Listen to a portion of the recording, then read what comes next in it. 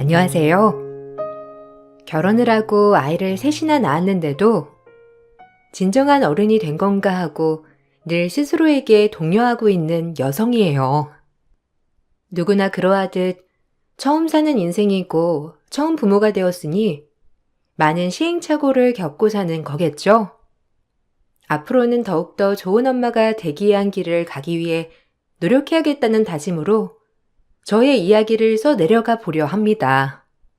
홀어머니를 모시고 사는 남편과 결혼해 슬아의 딸 셋을 두었어요. 시어머니는 아들을 낳아야 한다고 한사코 얘기를 하셨지만 그게 되지 않더라고요. 그 당시 아이를 셋이나 낳았던지라 이미 노산이었고 저에겐 딸 셋이어도 충분하다는 생각이 들어서 낳고 싶지 않았어요. 그래도 아들을 하나 낳아야지. 이왕 이렇게 줄줄이 낳는 거 마지막으로 아들 하나 낳아봐라. 그래도 대는 이어야지. 에이, 애 셋이면 충분하죠. 죄송해요. 아들 하나 낳았으면 어머님이 좋으실 테지만 그래도 저희가 더 잘할 테니 미련은 갖지 마세요. 저도 나이가 있고 이도 나이가 있어서 넷째까진 무리 같아요. 아무래도 교육비도 많이 들기도 하고요. 너희 집이 그렇게 잘 사는데 뭐가 문제야? 외동딸 하나 있는 거 너희 엄마가 그래도 재산도 물려주실 텐데 너 가게도 잘 되잖냐? 뭘 그리 악착같이 살아? 애 하나 더 낳아도 충분하겠구먼. 아빠한테는 아들이 있어야 되는 거야. 그건 나중에 문제죠. 살아가는 데 있어서 아직까지 엄마한테 손 벌리고 싶지 않은 게 제 마음이에요. 이해해 주세요.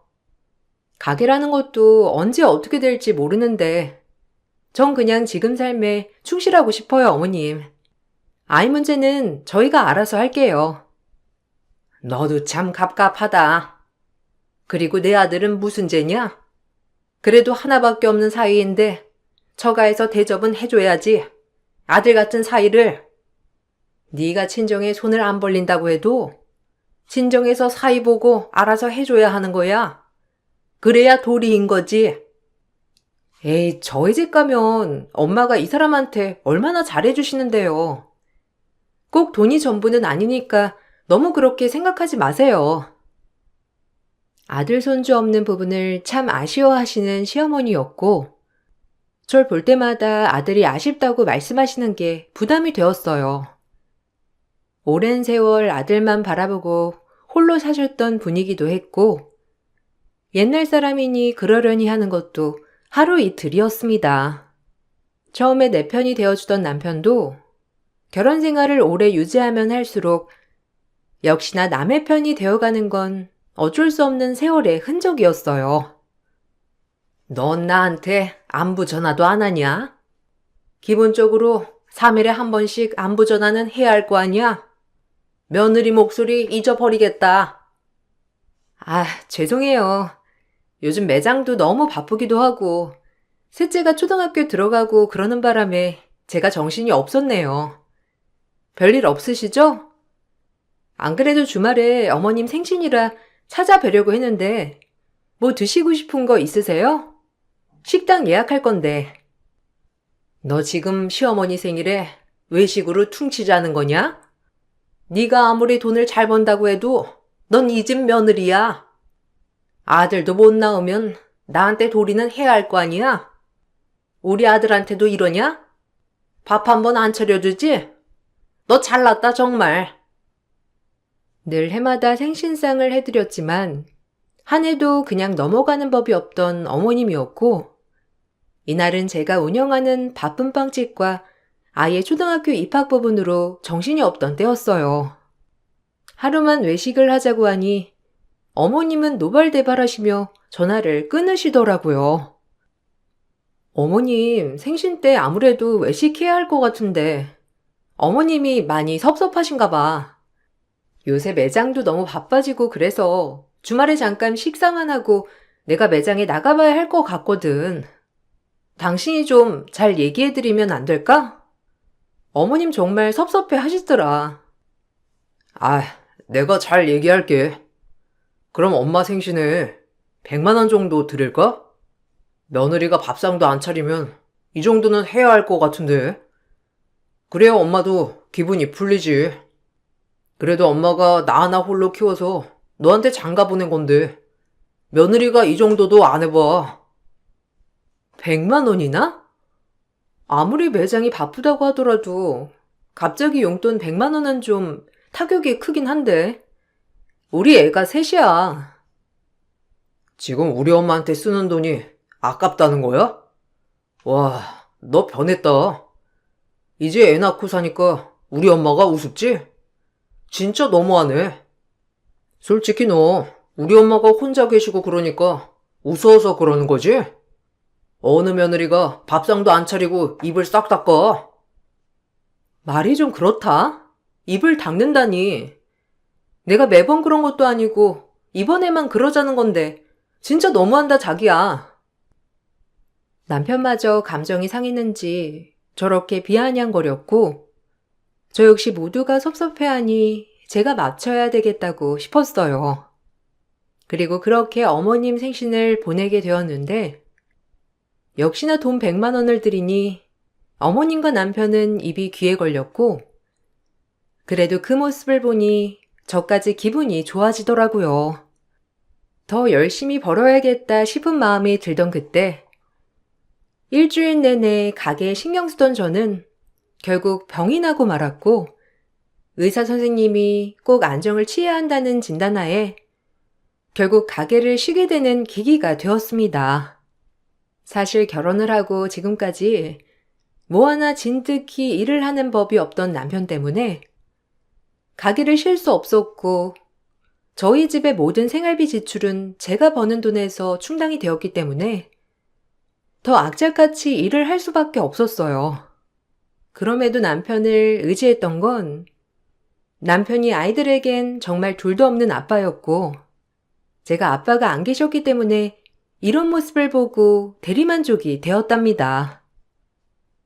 당신은 쉬고 내가 그럼 가게 일 돌볼게. 사실 회사랑 진짜 안 맞았거든. 근데 누군가는 가게를 해야 할 거 아니야. 그래도 두 부부가 여기 매장 하나에 매달리는 건 좀 아닌 것 같은데. 한 명은 안정적으로 회사를 다녀야지. 우리 애가 셋인데. 지금 당신 들어간 회사도 얼마 안 됐잖아. 또 그만둔다는 거야? 이제 우리 애들도 다 고학년인데 이건 아닌 것 같아.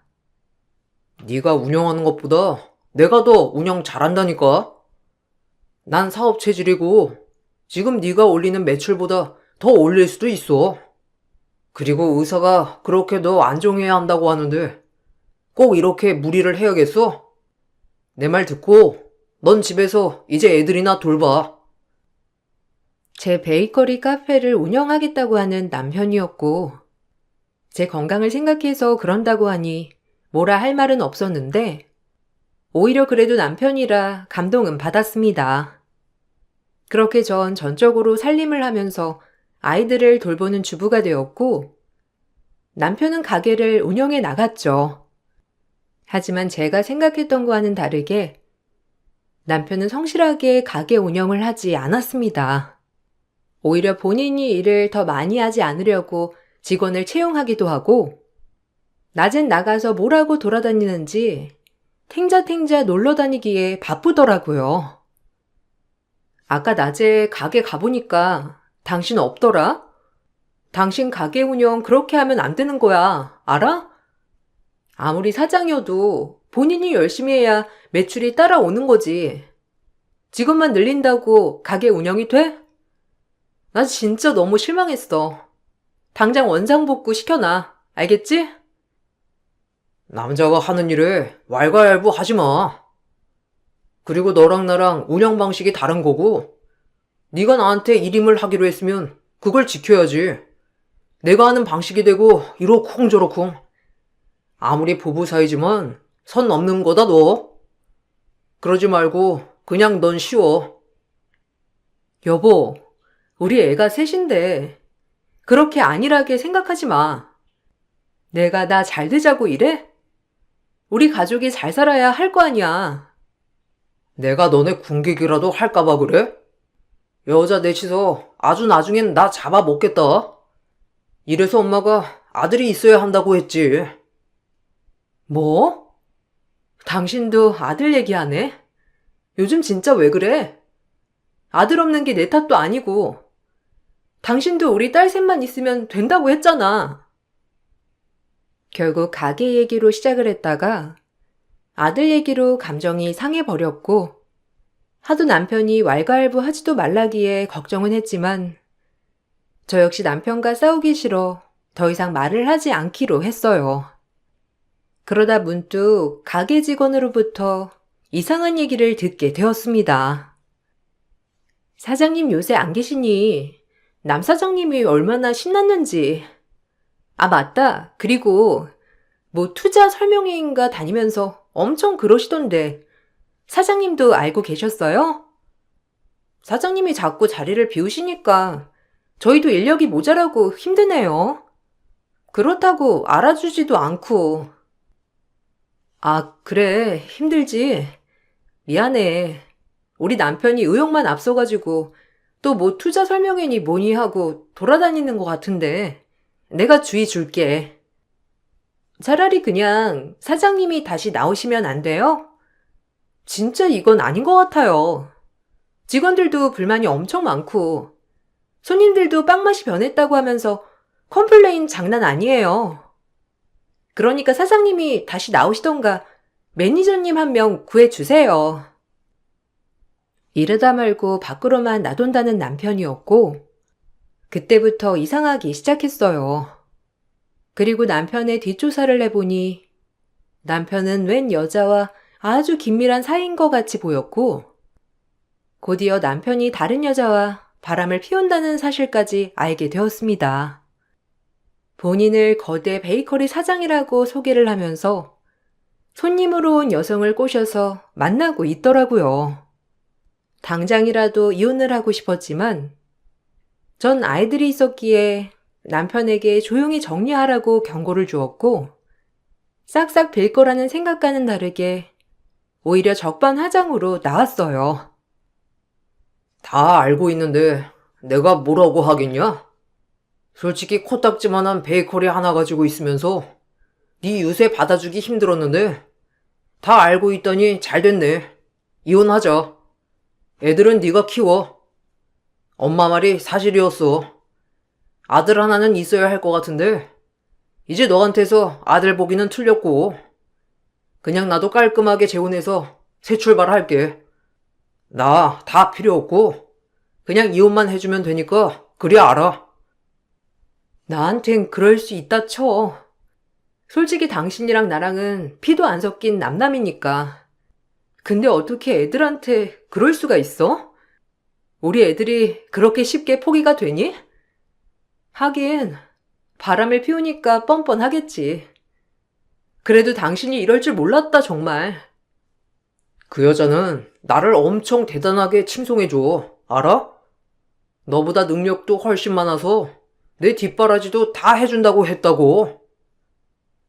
그래. 어디 한번 그 사람 대단히 지켜봐. 나 절대 이혼 안 해줄 거고 우리 애들한테 아빠 없이 살게 하지 않을 거니까. 도저히 남 좋은 꼴은 못 보겠어서 전 이혼을 해주지 않았는데 이 사실을 알고 시어머니조차 대번에 저를 부르셨고 11년을 며느리로서 모셨지만 시어머니에게 전 그저 남보다도 못한 존재였더라고요. 이 사실을 알게 되니 참 눈물이 나왔습니다. 너 왜 이혼 안 해주겠다는 거야? 너보다도 능력 있고 어리고 예쁜 여자가 우리 아들이 좋다는데 너 우리 아들 신세 망치려고 하냐? 아들도 못 낳겠다. 이혼도 안 해주겠다. 어쩜 그리 이기적이냐고. 얼굴 붉히지 말고 그냥 이혼해라. 정말 너무하시네요. 애들 아빠야말로 지금 아무것도 배는 게 없다고 할지라도 어머님이 말려주셔야 하는 거 아니에요? 그 여자가 그렇게 대단한가 보죠? 이제 필요 없어지니 그냥 나가라니. 11년 동안 헌신한 대가가 정말 치욕스럽네요. 헌신은 무슨? 네가 아들을 낳기로 했냐? 우리 아들 뒷바라지를 하기랬냐? 그저 나가서 일하느라 얼굴 한번 비출까 말까 했지. 그렇게 힘들게 일해서 애들 아빠 그리고 애들 또 어머님까지 배불리 산 거예요. 그거 모르세요? 어쨌든 전 이혼 안 해요. 제가 강경하게 나오자 어머님은 모진 욕과 말을 내뱉었지만 꾹 참아냈는데 이혼을 하더라도 이렇게 이혼을 당하고 싶진 않았거든요. 저 혼자였다면 뒤도 안 돌아보고 나았을 테지만 그래도 아빠라고 아빠를 좋아하는 아이들에게 이혼한다고 입이 떨어지질 않았습니다. 하지만 남편은 점점 더 밖으로 돌기 시작했고 대놓고 외박을 일삼았어요. 그리고 하지도 않던 명품 시장을 하고 돌아다니면서 저를 더 가짱게 보기 시작했습니다. 뻔뻔하게 이혼 요구를 하면서 수치스럽게 말이죠.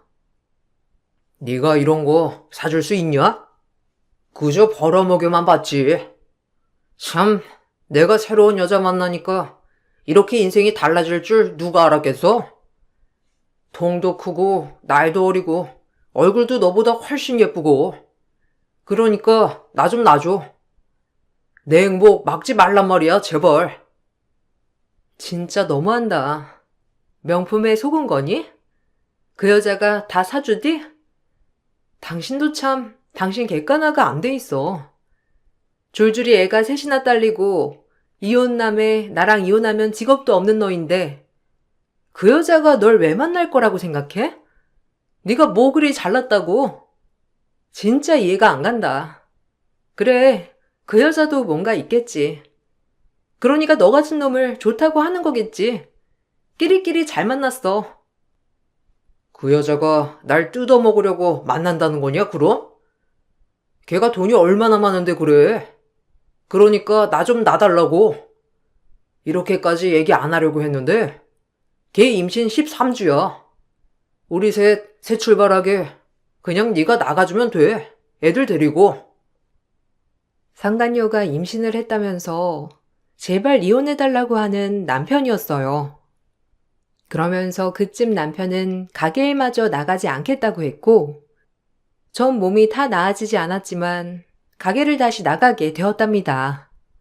차라리 이렇게 심적으로 힘들 때 몸이라도 바쁘게 움직이니 한결 낫다고 느껴졌고 어떻게 알았는지 이 소식은 저희 친정엄마 귀에까지 들어가게 되었는데 친정에서도 이혼을 당장 하라고 난리가 나게 되었죠.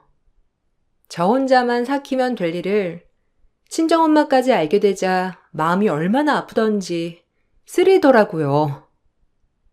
다 들었어. 너 이혼해 당장. 네가 뭐가 모자라서 그 집에서 그런 대우를 받고 사니? 이혼이 흠도 아니야 요샌. 당장 나오고 애들 데리고 우리 집으로 들어와. 엄마가 다 키워줄 거니까. 그런 아빠는 없는 게 나아. 알겠니? 얼른 이혼해. 엄마, 어떻게 알았어? 그래도 어떻게 그래. 애들 아빠인데. 애들은 아빠 좋아하잖아. 나만 참으면 되는 걸. 미안해요. 김서방 전화 왔어. 너 좀 설득하라고. 우리를 얼마나 우습게 봤으면 그렇게 뻔뻔하게 나오니? 당장 이혼해. 아무래도 김서방 잠깐 바람 아닌 것 같더라. 말투부터가 예전이랑 달라. 능력도 없는 거 내 딸이 벌어먹여줬으면 고마운 줄 알아야지. 감히 이혼을 요구해? 오히려 잘 된 거야. 엄마는 김서방 진짜 마음에 안 들었어. 회사도 하루 나가고 그만두고 뭐든 자기 맘대로. 그런 남편 없는 게 나아. 엄마 믿고 이혼해. 잠깐 마음 아픈 거야. 지나고 나면 오히려 잘 됐다 싶을 거야. 내가 아빠 없이 컸잖아. 애들한테 그런 부재 주고 싶지 않아. 엄마한테 말은 안 했지만 어려서 아빠가 그리웠거든. 뭐? 이 미련한 거사. 네가 뭐가 모자라서. 그리고 넌 아빠가 돌아가신 거잖아. 그거랑 이게 같아? 아유, 이 철딱서니. 친정엄마의 말도 귀에 들어오지 않았고, 그땐 왜 그렇게 남편에게 집착을 했는지, 오히려 아이들의 행복을 생각하면 아빠가 꼭 있어야 된다라는 강박에 사로잡혀 있었던 것 같아요. 하지만 상간녀마저 임신을 했다고 하고 모든 사람이 이혼을 종용하자 저 역시 마음이 많이 힘들어지기 시작했어요. 그러던 찰나 그래도 가족이니 주말에 아이들을 데리고 시댁에 방문을 하였고 시어머니라도 잘 설득해서 남편의 마음마저 붙잡아 보자라는 심정이었어요. 그때 당시엔 상간녀 아이라도 키워줄 수 있다는 마음으로 남편을 붙잡고 싶었거든요.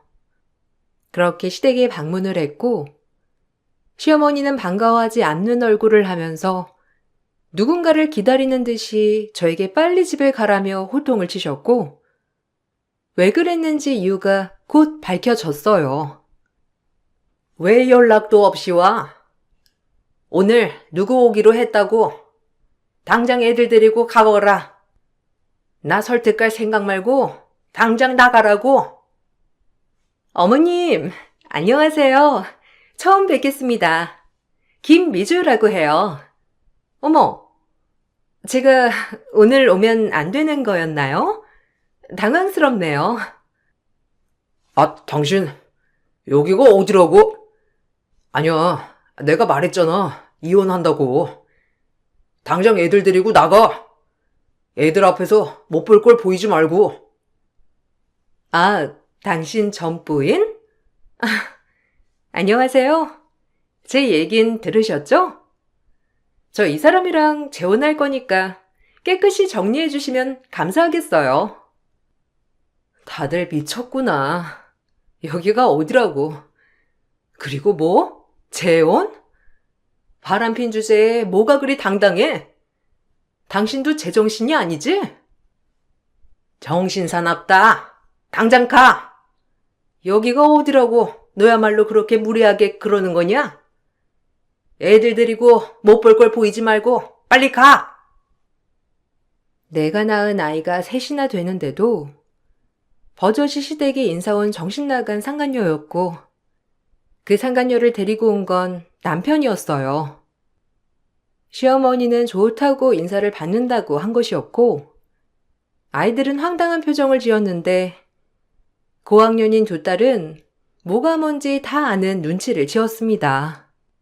더 이상 참을 수 없다고 생각했던 그때 상간녀를 보고 달려나온 셋째 한마디에 내 셋째 얼굴을 보자마자 창백히 질려 상간녀는 벌벌대기 시작했습니다. 그 모습을 보고 남편과 시어머니조차 얼굴이 파랗게 질리고 말았어요. 어? 거지 아줌마다. 아줌마, 나 알죠? 그때 아줌마가 저 귀엽다고 엿도 주고 그랬잖아요. 내 친구랑. 근데 우리 아빠랑 무슨 사이길래 여기 온 거예요? 오늘은 시장에 안 가나 보죠? 엄마, 그때 내가 말한 각소리 아줌마야. 나한테 엿준. 뭐? 각소리? 그때 네가 말한? 아, 재력가라고 하더니 시장에서 엿파는 각소리였구나. 당신도 잘 알고 있었고? 뭐? 아니, 당신, 어떻게 된 거야? 식분 사업 한다고 하지 않았어? 각설이라니. 그리고 시장은 또 무슨 말이야? 알고 보니 남편의 상간녀는 시장에서 엿을 팔고 재롱을 떠는 각설이였습니다.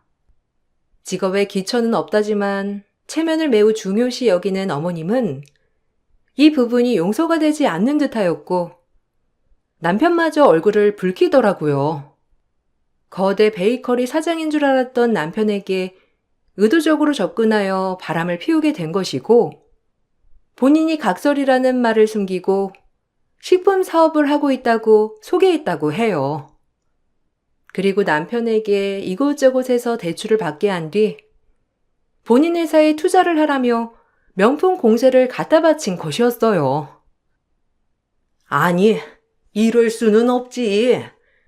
내가 너 시장에서 여파는 애인 거 알았으면 허락했겠어? 친정 잘 사는 며느리 두고 내가 왜 너같이 각설이 같은 며느리를 둬야 하냐고. 너 식품 사업 한다고 했잖아. 다 거짓말이었니? 입이 있으면 얘기를 해봐.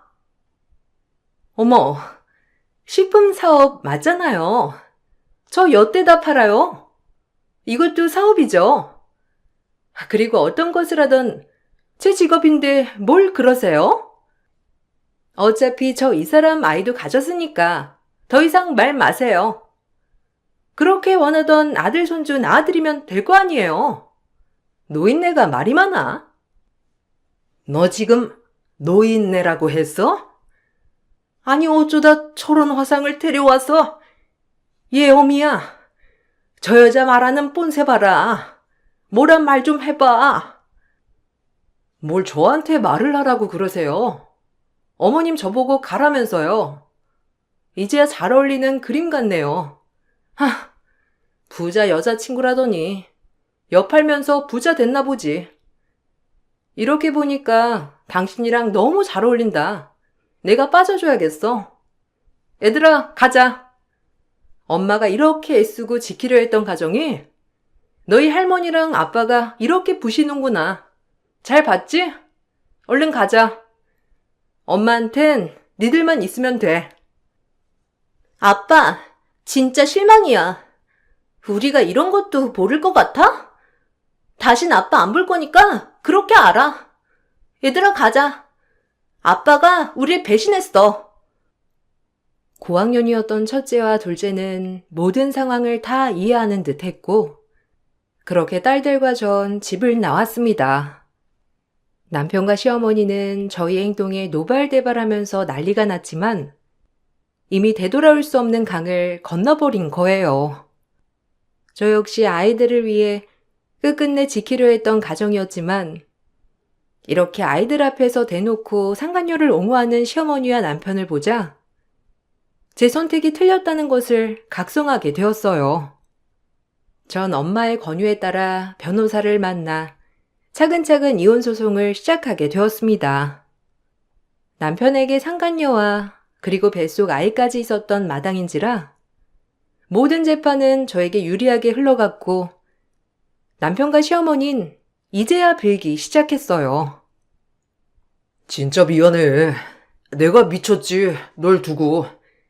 난 진짜 그 여자한테 놀아난 거야. 내가 여파는 여자인 줄 알았으면 만났겠냐? 너 같은 여자를 두고. 그러니까 나도 속은 거라고. 이해해주면 안 될까? 우리 자식만 셋인데 어떻게 이렇게 헤어지니? 그러게 자식만 셋을 두고 네가 어떻게 나한테 이러는지. 그리고 이제 와서 각설이라고 하니까 도저히 정이 안 가? 직업의 기천이 어디 있니? 너도 백수잖아. 별 볼 일 없는 거 마찬가지고 오히려 너에 비하면 열심히 사는 네 여자친구 아닌가? 너랑 네 엄마 눈만 높아져가지고 주제 파악도 못하고 그렇게 사는 거 벌 받는다고 생각해. 그리고 네 애는 책임져야지. 애들이 아빠 안 본다고 난리야. 양육권 친권은 내가 가져갈 거야. 그리 알아. 그리고 위자료 준비해. 혼인 파탄의 귀책 사유는 당신이니까. 예, 미안하다 내가.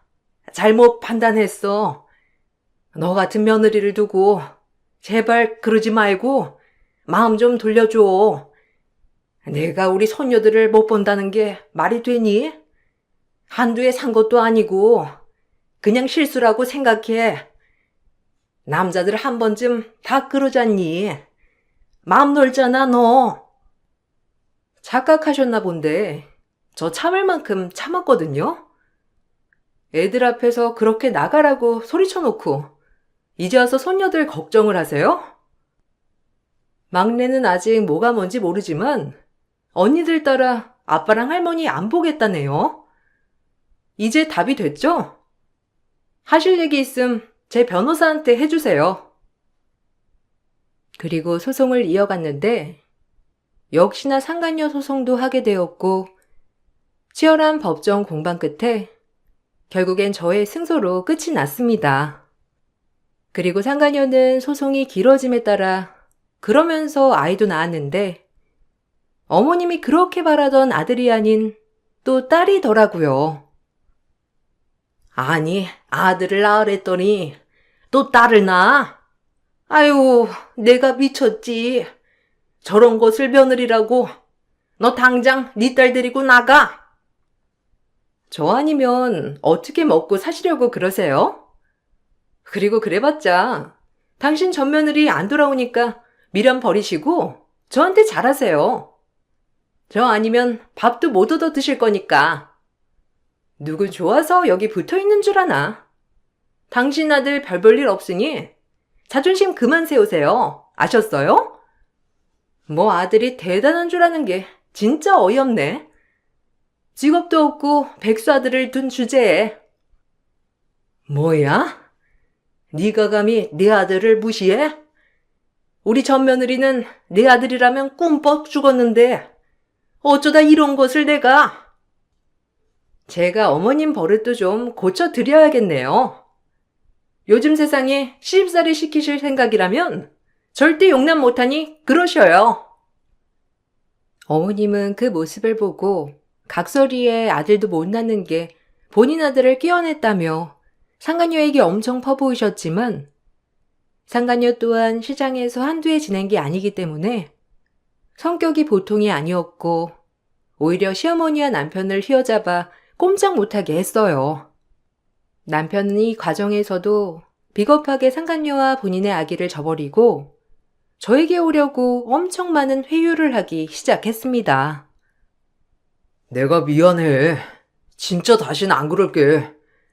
네가 한 번만 봐준다면 평생 너한테 절하면서 살 거야. 그러니까 한 번만 봐줘라. 어디서 감히 내 딸한테? 내가 아무 말 않고 있었는데 이제 우리 딸이 너랑 산다고 해도 내가 뜯어 말릴 거야. 아무것도 없는 거 딸이 좋대서 받아들였더니만 감히 바람을 피워? 지가 여태까지 살림에 보탠 게 뭐가 있다고? 뻔뻔하게 당장 꺼져! 장모님, 아이들도 있는데 어떻게 말씀을 그리 하세요? 제가 진짜 잘할게요. 대리일 사이라도 하라고 하면 할 테니까 제발요. 내 딸이 이제 너랑 니네 엄마까지 먹여 살리는 꼴 못 봐.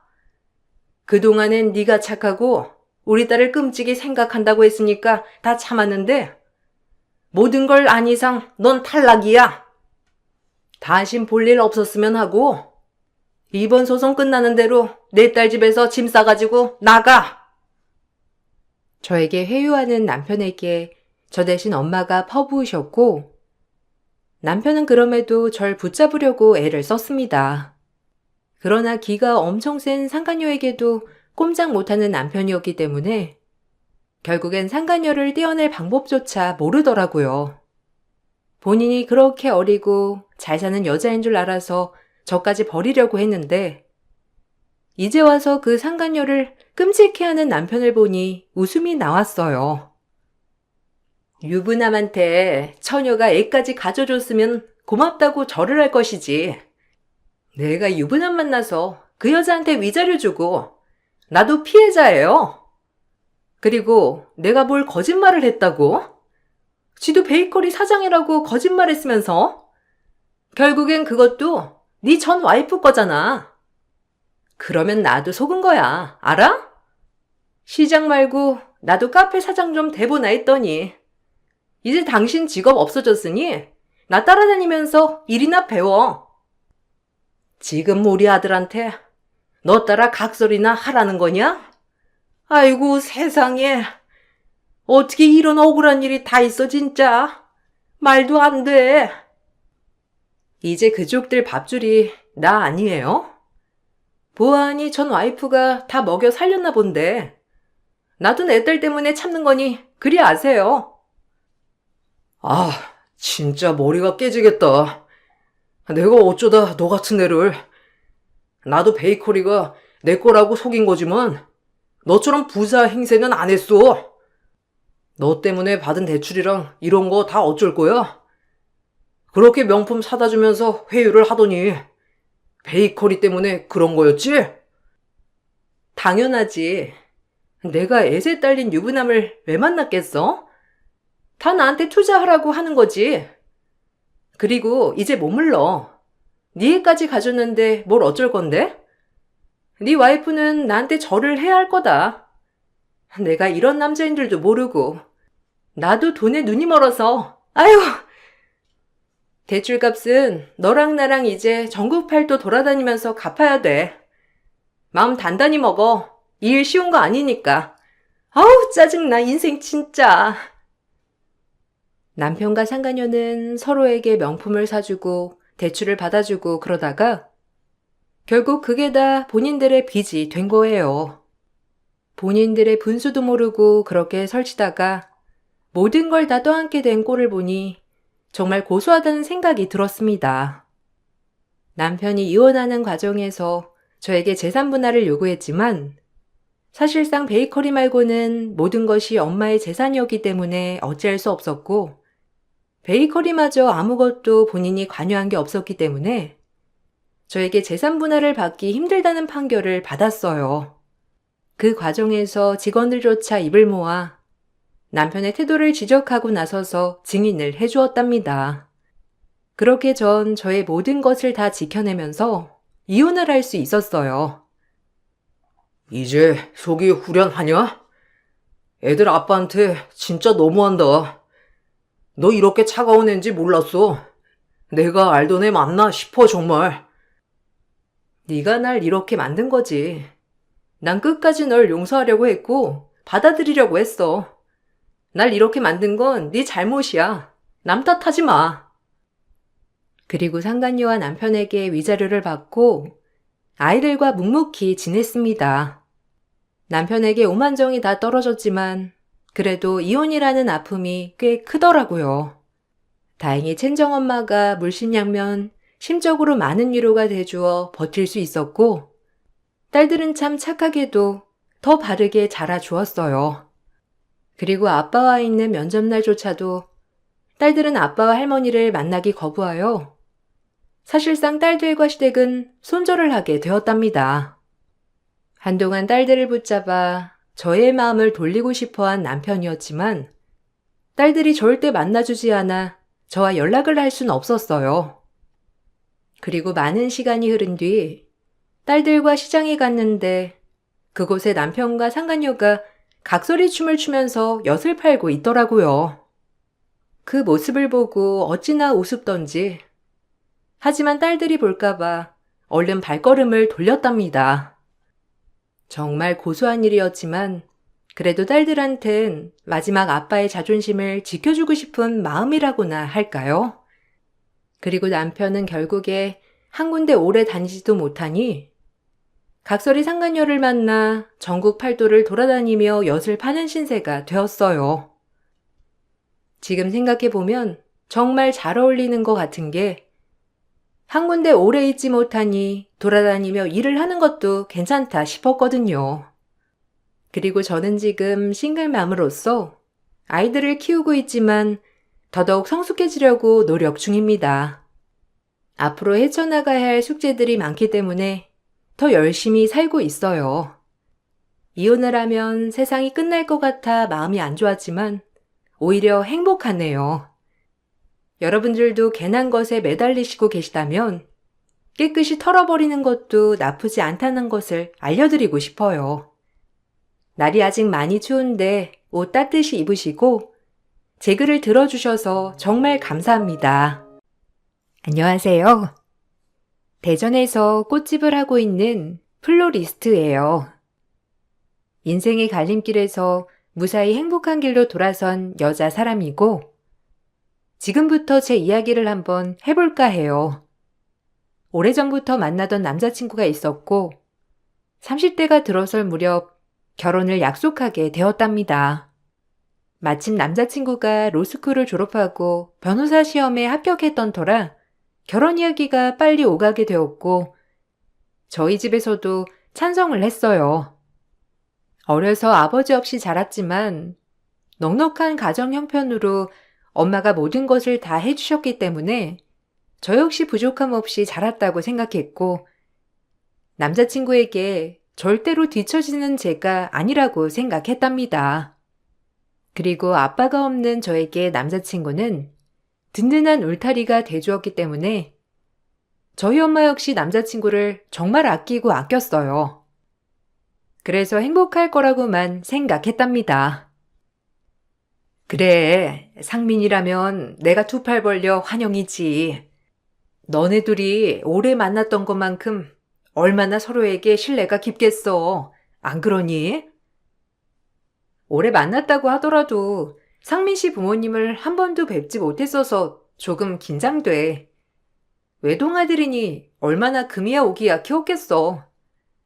그래도 상민 씨가 본인 부모님은 엄청 자유로운 분들이라고 하도 말을 해줘서 그나마 좀 안심이지만 말이야. 상민이 보면 부모님도 보이는 거지. 얼마나 자유롭고 인격이 훌륭하겠어. 밉보이지 말고 마음에 드는 며느리감이 되렴. 사실 뭐 아빠가 없다는 게 흠은 아니지만 그래도 그 집에서 이런 걸 마음에 걸려 하실 수 있는 거거든. 엄마가 참 죄스럽다. 뭐가 죄스러워. 아빠가 사고로 돌아가신 거고 엄마 탓이 아닌데. 그리고 엄마가 모든 걸 다 해줬잖아. 진짜 부족함 없이 컸어. 연애를 오래 해서 저희 엄마는 남자친구를 매우 좋아했어요. 저 역시 남자친구에게 믿음이 굉장했던 터라 결혼 준비도 일사천리라고 생각을 했답니다. 하지만 처음 남자친구의 부모님을 만나러 간 자리에서 정말 예상치 못한 상황을 맞이했어요. 꽃집을 운영하기도 하니 어머님이 좋아하는 색상에 맞춰 예쁘게 꽃을 만들어서 간 자리에서 예비 시모는 코웃음을 쳤어요. 돈 쓰기 싫어서 네가 만들어 온 거니? 조합하고는 프리지어랑 안개꽃은 내가 제일 안 좋아하는 조합이야. 아, 꽃취향까지 세세하게 알 수가 없어서요. 앞으로는 프리지어랑 안개꽃은 잘 기억해뒀다가 어머님한텐 안 쓸게요. 너희 엄마가 뭐 사업하시고 넌 꽃집 한다고? 돈은 좀 만지니? 내 친구 딸도 돌고 돌아 할 거 없어서 플로리스트 한다고 하던데 이게 시집가기 좋은 직업 같아 보여도 막상 할 거 없는 애들이 하는 직업인 것 같아 내가 마음이 좀 쓰이거든. 아, 엄마, 무슨 말을 그렇게 해? 성인은 조경과 나와서 진짜 식물도 좋아하고 꽃을 좋아해서 하는 거예요. 내가 말했잖아. 넌 가만히 있어. 요즘 사업이라고 해도 말만 번지르르 하지? 실상 파헤쳐 보면 뭐 별거 없는 집도 많더라고. 우리 집이 어떤 집인 줄 알지? 상민이가 너무 좋아하니까 내가 뭐 반대할 생각은 없다만 사실 의사니 변호사니 손자리가 많이 들어와. 아, 그런 말을 뭐하러 해? 성이 기분 안 좋아지게. 성이야, 그냥 우리 엄마가 하는 말은 좋은 말만 걸러 들어. 아, 뭐 어머님 입장에서 제가 많이 빠져 보인다고 하면 어쩔 수 없는 부분이지만 그래도 전 제 직업에 프라이드가 있고 저희 엄마 또한 사업하시면서 그냥 그런 대로 잘 사시거든요. 어머님은 전문직 며느리를 원하시나 본데 그럼 어쩔 수 없죠. 애초에 나 너 마음에 안 들어 하고 작정한 예비 시모와 굳이 얘기를 할 필요는 없다고 느꼈어요. 그 자리에서 어머님 마음에 드는 며느리를 맞아라 라는 식으로 얘기를 했고 예비 시모는 그 모습을 보고 더욱더 어이없어하며 저를 나무라더라고요. 어이구, 무슨 수억 원대 자산가라도 되는 양 말한다. 요즘에 자기 개성 살려 일하는 게 좋다곤 하지만 그래도 전문직에 비빌 수 있니? 얘 아빠도 변호사고 지금 로펌 하나 운영하고 있어. 근데 내가 이런 거 말도 못하겠어? 네가 빠지는 결혼이니 이런 얘기는 좀 들을 줄도 알아야지. 너 벌써부터 발끈하면 이 결혼 못한다. 우리 아들이랑 결혼하려고 했을 때 각오한 거 아니니? 솔직히 너 아버지도 없다며. 결혼식 하면 네 엄마 옆자리에 아무도 없이 홀로 떨렁 있을 텐데 그 꼴도 보기 그렇고 말이야. 아니요, 각오 안 했죠. 그저 예비 시어른들께 사랑받고 행복하게 가정을 꾸려나갈 줄 알았지 이렇게 비교당할 줄 몰랐거든요. 그리고 아버지가 없는 건 제 아픔이기도 해요. 말씀 조심해 주세요. 솔직히 가는데 순서 없는 거 아닌가요? 저희 아빠가 그렇게 빨리 사고로 돌아가실 줄도 몰랐던 거고. 근데 그런 말을 아무렇지 않게 하시다니 저도 오늘 여러 번 충격받네요. 되바라진 것. 그러니 순진한 우리 아들을 꼬드겼나 보구나. 정도도 마음에 안 들면 이 결혼 파투네. 그럼 될 거 아니야? 네, 그래야겠네요. 정말 제가 굳이 왜 이런 결혼을 하려고 하면서 드라마에서나 나오는 일을 당해야 하는지 모르겠네요. 그럼 기호에 맞는 며느님 찾으세요. 최대한 예의를 지키려고 했으나 절 존중하지 않는 어른 앞에서는 예의를 차리고 싶지 않았고 그 자리를 박차고 나왔답니다. 자리를 박차고 나오자 남자친구는 절 따라오며 사정사정을 하였어요. 사실 남자친구만 보면 정말 하고 싶은 결혼이었지만 앞날이 그려지는 결혼에 주저하게 되었죠. 그런 저의 모습을 보고 남자친구는 자신감 넘치게 저를 설득하기 시작했어요. 미안해. 우리 엄마가 좀 심했지? 아빠랑 결혼할 때 엄마도 반대를 많이 당했었대. 원래 사람이 그런 게 있잖아. 본인이 당한 거 그대로 돌려주는. 집에 가서 내가 엄마한테 얘기할게. 그래도 그렇게 자리를 박차고 가면 내가 좀 당황스럽잖아. 어차피 더 얘기 나눠봤자 나만 질타하실 건데 내가 왜 그런 얘기를 다 듣고 있어야 돼? 자기 변호사에 뭐 집안 대단한 거 알겠어. 그래도 이렇게 상대방 집을 무시하면서 말씀하셔도 되는 건진 잘 모르겠다. 사실 어른이라 참았어야 맞는 건데 미안해. 근데 이런 결혼 나 도저히 못해. 우리 엄마 아시면 정말 당황하실 거고 나 역시 이런 결혼 절대 하고 싶지 않거든. 너희 어머니 귀에 안 들어가게 할게.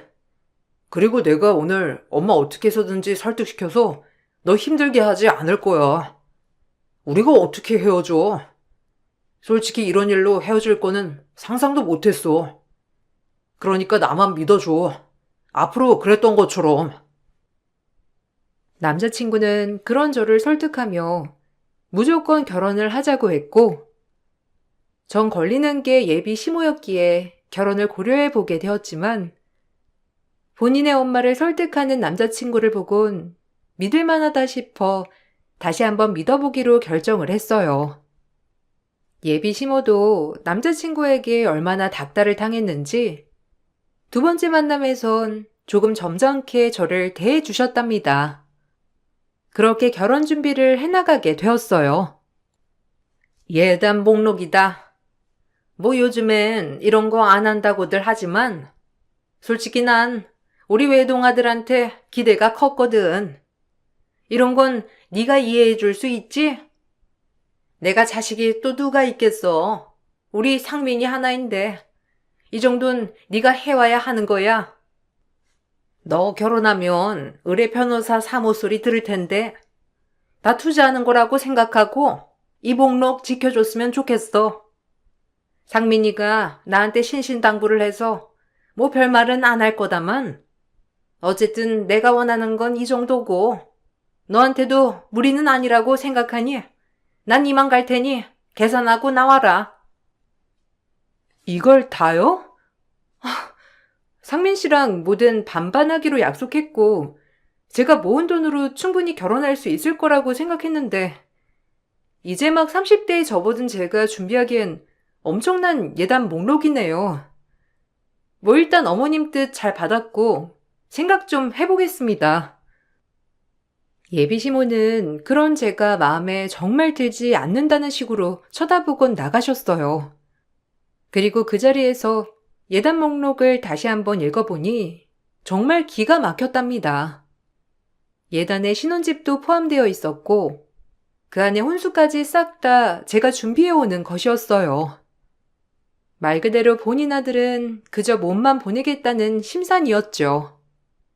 워낙에 허례허식이라고 생각했고 엄마에게 어려서부터 받은 것들이 많아 결혼은 무조건적으로 제 힘으로 진행하고 싶었지만 목록 자체가 제 힘으로 진행되지 않는 것이었어요. 당황스럽더라고요. 무슨 고민이 있니? 점점 살이 빠지네. 결혼 얘기는 잘 돼가고 있는 거야? 언제쯤 상견례 괜찮다고 하시니? 아, 뭐 결혼 얘기는 잘 돼가고 있는데 그게 어머님이 좀 아무래도 외동아들이고 하니 바라시는 게 크더라고. 뭔데? 엄마한테 얘기해봐. 당연히 그럴 수 있지. 아들 그렇게 변호사 만들기 힘들었을 텐데 예단 목록 받았구나? 제 얼굴만 봐도 모든 걸 꿰뚫어보는 엄마였기 때문에 모든 걸 실토하였고 엄마는 그 예단 목록에 잠시 동안 말이 없으시다가 준비를 해주신다고 했어요. 하지만 다른 것도 아니고 신혼집마저 구해주신다는 엄마에게 너무 죄송해서 말이 안 나오더라고요. 에이, 됐어. 신혼집은 나랑 상민 씨랑 있는 돈에서 해결하기로 했으니까 너무 신경 쓰지 마. 요즘 대출도 잘 돼 있기도 하고 우리 힘으로 하고 싶었는데 엄마한테 이런 모습 보여버렸네. 진짜 괜찮으니까 신경 쓰지 마. 알겠지? 지금 받은 것도 충분해. 그래도 결혼의 첫 발을 내딛는 건데 난 우리 딸이 처음부터 밉보이는 거 싫다. 사실 이 정도면 결혼에 있어서 엄청 많이 해가는 거지만 그래도 우리 딸이 기죽는 꼴 나는 못 봐. 그러니까 그냥 엄마한테 맡기고 너 편하게 상민이랑 결혼 준비해. 아마 이거 목록대로만 다 해가면 네 시어머니 되실 분도 너 다르게 보실 거야. 네가 누구 딸인데 기가 죽어. 엄마도 하나밖에 없는 딸한테 다 해주고 싶은 마음이니까 걱정 마라. 알겠지? 오히려 해줄 수 있음에 정말 감사해. 해주고 싶어도 못 해주면 슬프잖아. 엄마, 진짜 고마워. 그리고 미안해. 염치 없이 그동안 계속 받기만 하고 결혼 준비까지 이렇게 신세질 줄은 몰랐네. 신세는 무슨. 아빠 없이 자라서 엄마가 오히려 더 미안하지. 여하튼 혼수 목록은 신경도 쓰지 마. 엄마가 알아서 해줄게. 정말 죄송스러웠지만 이번 한 번만 더 엄마에게 기대보기로 마음을 먹었어요. 그리고 엄마는 정성스레 남편의 회사 근처에 신혼집을 알아봐 주셨고 저 역시 혼수 준비에 박차를 가했답니다. 결혼식 날짜를 정해놓고 신혼집 입주까지 기다리는 동안 혼수 먼저 신혼집에 채워넣을 생각을 하고 있었던 저였는데 어머님이 혼수 먼저 본인 세컨드 하우스에 들여놓으라고 하더라고요. 네? 굳이요? 어차피 신혼집으로 배달될 혼수인데 그냥 그 날짜에 맞춰서 배달시킬게요. 굳이 먼저 가봤자 흠집만 날걸요? 내 말대로 하라니까. 옛말에 이런 말이 있어. 혼수 먼저 해놓으면 그 집이 그렇게 잘 풀리고 잘 산다더라. 내가 어른이니 내 말을 따르도록 해. 너 어른 말 들어서 나쁠 게 있는 줄 아니? 일단 내가 말한 대로 이 집으로 배송시키도록 해. 여기가 빈집이기도 하고 내 세컨드 하우스 같은 개념이거든. 나 진짜 우리 며느리랑 잘 지내고 싶다. 그러니까 이 정도는 들어줄 수 있겠지? 나도 상민 아빠랑 결혼할 때 이렇게 먼저 했었어. 근데 지금 봐라. 얼마나 잘 사니?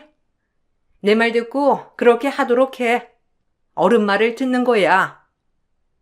네, 어려울 건 없지만 일단 알겠어요. 주말에 그 집으로 배송해 놓을게요. 그럼 제가 가서 좀 봐야 하는 거 아닐까요?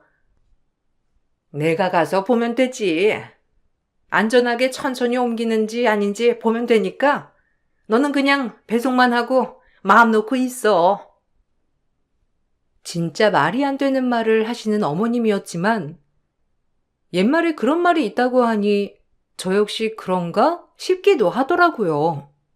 이자 비용을 전부 내주신다고 하는 어머님이었기 때문에 그러려니 하였어요.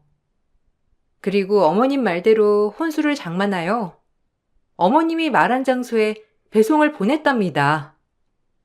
원래가 조잘되는 스타일이 아니었기 때문에 남자친구에게도 굳이 물어보진 않았고요. 하지만 신혼집이 결정이 되었고 엄마가 손수 골라준 이 집이 정말 제 마음에 쏙 들었어요. 남자친구도 정말 마음에 든다며 저희 엄마에게 무한 감사를 표했고 계약을 하고 나서 바로 하나둘 제 짐을 옮겨두기 시작했답니다. 그런데 예비 시모는 뭐가 또 마음에 들지 않는 것인지 저에게 억지를 부리기 시작했고 그 모습에 정말 정이 뚝뚝 떨어지게 되더라고요. 34평? 너 뭔가 착각하나 본데? 지금 34평이 웬 말이야? 내 아들이 로펌 대표 아들인데 서민평수 웬 말이니? 네 짐이고 우리 아들 짐이고 다 빼고 파혼해라. 난 적어도 42평을 해올 줄 알았다. 변호사 사모되는 사람이 이 정도야? 어머님, 진짜 너무하시네요. 이게 작아요? 저희들 신혼집이고 상민 씨도 저도 마음에 들었으면 된 거죠. 그리고 이 지역에 34평이 얼만 줄이나 아세요? 진짜 저도 도저히 못 맞추겠네요. 42평은 못하니까 억지 부리지 않으셨으면 좋겠어요. 뭐? 그럼 파혼해야지. 어차피 결혼 날짜도 남았겠다. 못할 게 뭐냐? 난 구질구질한 며느리 필요 없으니 당장 파혼해. 어디 34평에 다리라도 뻗고 자겠냐? 우리를 뭘로 알고 이런 서민평수를 해와? 적어도 둘이 살 거면 42평 정도는 돼야지. 그래요? 어머님이 그렇게 파혼을 원하시면 저도 못하겠네요. 아버님 로펌도 빼세요. 이제 계약 기간도 끝나가는데 제 빌딩에서 나가주시죠. 어차피 그 건물에 그 층수 들어오고 싶다고 하는 사람도 줄 섰으니 나가주시면 되겠네요. 또 혼수로 준비한 가구나 가전은 다시 이 집으로 그대로 배송해줘야 할 거예요. 안 그러면 가만 안 있을 거니까 그리 알고요. 아니, 빌딩이라니? 그 건물이 네 거라도 된다는 것처럼 말한다. 그게 얼마짜리 건물인데 네 거인 양 행세를 해? 내가 혼수로 34평 아파트에 왔는데 다리 뻗고 자겠냐며 파혼에 친 시모였고 제가 제 빌딩에서 예비시부의 로펌을 빼라고 하니 예비시모 얼굴이 허옇게 질려서 풀썩 쓰러지고 말았어요. 그리고 끝까지 믿을 수 없다는 듯이 저보고 거짓말 치지 말라고 하시더라고요. 믿고 싶어 하지 않는 그 얼굴을 보니 저도 모르게 웃음이 나왔고 모든 것을 끝내야겠다고 생각하니 마음이 편해지기 시작했답니다. 역시 뭐니 해도 사람은 짝이 있는 것이고 억지로 있는다고 해서 맺어지는 게 아니라고 생각했어요. 굳이 이런 가시밭길을 가야 하나 싶은 생각이 마구 들면서 이 결혼 준비를 끝내야겠다고도 생각이 들어버린 것이었죠. 몰랐나 본데 그 건물 제 거예요. 저희 돌아가신 아빠가 남겨주신 유일한 제 상속 재산이죠. 뭐 엄마도 사업하시는 분이니 어려움 없으시고 저 역시 건물 하나 있으니 굳이 어렵지 않게 살았지만 그래도 아직은 엄마가 계속 관리하고 계시는 건물이긴 하거든요. 그 건물에 상민 씨 아버님 로펌이 들어간 거 모르셨어요? 아, 저랑 상민 씨랑 어떻게 연애를 하게 됐는지 모르나 본데 제가 그 건물 들락날락거릴 때 상민 씨가 아버님 심부름을 많이 오게 되었고 거기서 맞닥뜨려서 인연이 시작된 거예요. 뭘 아시고 들이대셔야지. 굳이 건물이 제 거라고 말할 필요가 없고 결혼하면 천천히 얘기하려 했는데 도저히 어머님같이 욕심 많은 분을 제 시어머니로 모시고 싶지 않네요. 저희 인연은 여기까지인 것 같아요. 혼수나 돌려주세요. 아니, 그 건물이 네 거란 말이야? 그럼 그걸 진작 말했어야지. 내가 너한테 이렇게 대할 이유가 전혀 없었잖아. 그런 알짜배기 건물 가지고 있으면서 한마디도 안 한다는 건 네가 잘못한 거다. 이제 오해를 풀었으니 우리 처음부터 얘기하자. 아니요. 더욱이 드릴 말 없습니다. 건물주가 아니라고 해도 전 상민 씨랑 결혼할 사람이었는데 건물주면 어머님의 태도가 달라졌다는 말이 절 더욱더 분노하게 하네요. 저도 굳이 이런 결혼하면서 눈치 보고 싶지 않아요. 혼수 돌려주세요. 어차피 모든 계약이야 지금 취소하면 위약금이 없으니 취소하면 되고요. 어머님이 그렇게 먼저 사나오라고 했던 혼수나 주세요. 이왕 엄마가 아파트 해주신 겸 거기에 들여놓고 독립했다고 생각하죠 뭐. 이번 주말까지 혼수 목록 거기다가 배송해 주셨음 해요. 예, 네가 오해를 했나 본데 그냥 내가 아파트 평수 가지고 한마디 한 걸 너 이렇게 죽자사자 달려드니? 그러는 거 아니야.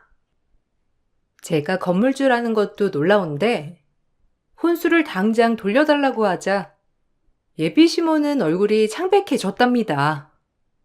이렇게 나오면 제가 42평 아파트로 준비해 줄 줄 알았는데 의뢰 파혼을 한다고 하니 놀란 것이었어요. 그리고 혼수에 대해선 입을 꾹 다물더라고요. 옛말에 혼수를 미리 준비하면 잘 산다고 하던데 이 말도 다 거짓말이더라고요.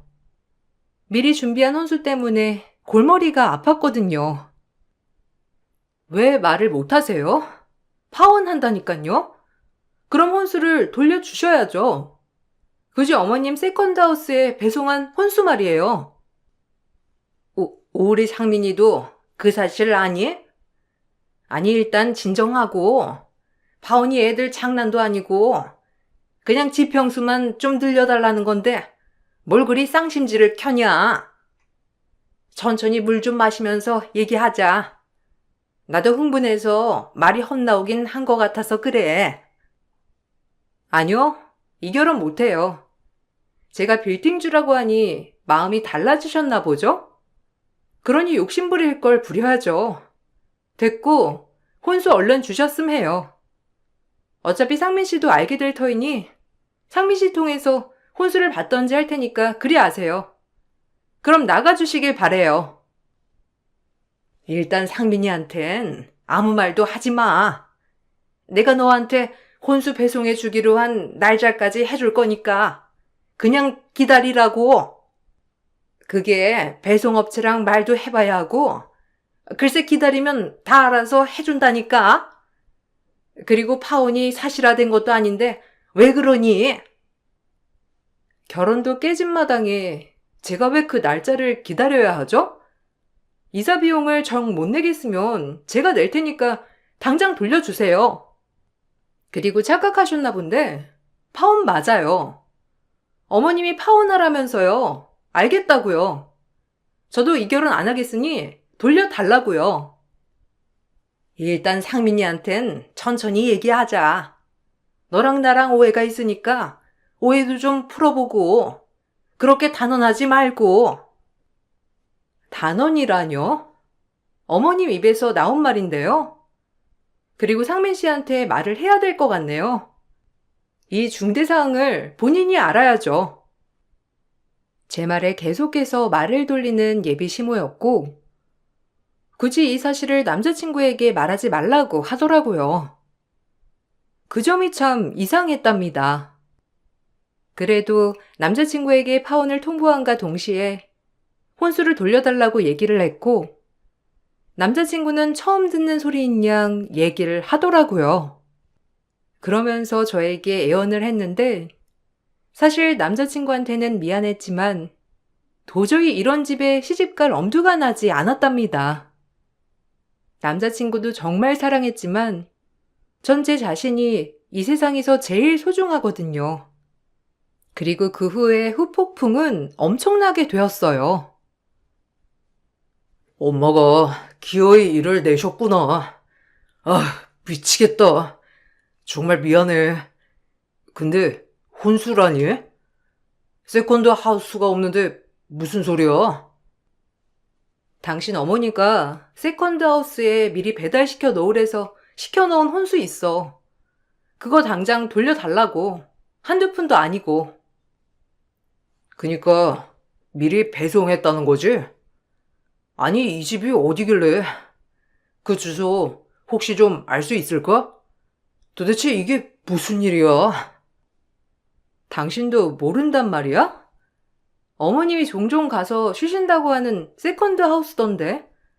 뭐 어쨌든 주소는 여기 있어. 가서 알아봐줘. 남자친구는 제가 파혼을 통보하자 저에게 사정을 했지만 더 이상 이렇게 지내고 싶지 않은 마음에 단칼에 거절하였고, 남자친구에게 예비 시모의 세컨드 하우스 주소를 알려주었답니다. 그리고 예비 시모의 추악한 민낯이 드러나기 시작했어요. 어머, 누구세요? 여긴 저희 집이고 어떻게 된 일이신지? 혹시 집 잘못 찾아오신 거 아닌가요? 여기 맞으신가요? 저 배정래 씨라고 모르시나요? 여기가 저희 엄마네 집인데 배정래라고 세컨드 하우스 개념이라고 하더라고요. 배정래요? 저희 엄마예요. 아, 혹시 상민이? 아, 용케도 알아내서 왔네. 뭐 나머지 얘긴 차차 엄마한테 듣도록 해. 제 이름을 어떻게 알죠? 그리고 엄마라뇨? 당신이 우리 엄마 딸이라도 된다는 건가요? 이게 어찌된 영문인지? 알고 보니 제 혼수를 다른 사람들이 쓰고 있었고, 그 사람들은 다름 아닌 예비 시모에 숨겨진 딸이었답니다. 숨겨진 딸이 의사 사이를 데려온다는 말에 모든 걸 다 해주고 싶었던 예비 시모였고, 경제권이 없던 예비 시모였기에 저에게 받은 혼수로 본인 딸의 신혼집을 채워준 것이었어요. 본인이 다 해준 것처럼 연기를 하면서 말이죠. 그동안 숨겨진 딸은 예비 신모의 잘하는 부부의 딸로 양자 입양이 돼서 살고 있었더라고요. 뒤에서 예비 시모는 그 부부와 딸에게 한 푼씩 지원을 해줬었고요. 그리고 뒤이어 저희 결혼 날짜가 다가올 때쯤 숨겨진 딸과 사이는 외국으로 공부를 하러 간다고 했고, 그때 이 혼수들을 다시 제 신혼집으로 가져다 놓을 속셈이었던 겁니다. 정말 기가 막히고 코가 막히는 이 현실에 입이 떡 벌어졌고, 더 충격을 받은 건 남자친구와 그의 아버지였어요. 평생 숨겨진 딸이 있었다는 걸 모르는 남자친구였기에 더욱더 이 사실을 받아들이기 어려워했고, 그 모습이 안쓰러웠지만 그럼에도 예비 시모의 뻔뻔한 태도에 정말 화가 나는 건 어쩔 수가 없었답니다. 그동안 딸이 있으면서 숨기고 살았던 거야? 아니, 어떡해? 나랑 아빠한테 그걸 감쪽같이 숨길 수가 있어요?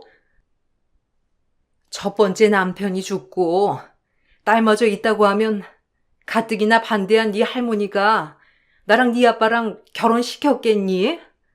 어쩔 수가 없었어. 네 아빠랑 결혼하려고 나도 이 약물고 숨긴 거였다. 그 덕에 너도 태어났잖니. 다 네 할머니 때문에 이렇게 된 거라고. 그래도 그렇지. 이건 아빠를 기만한 거나 다름없어요.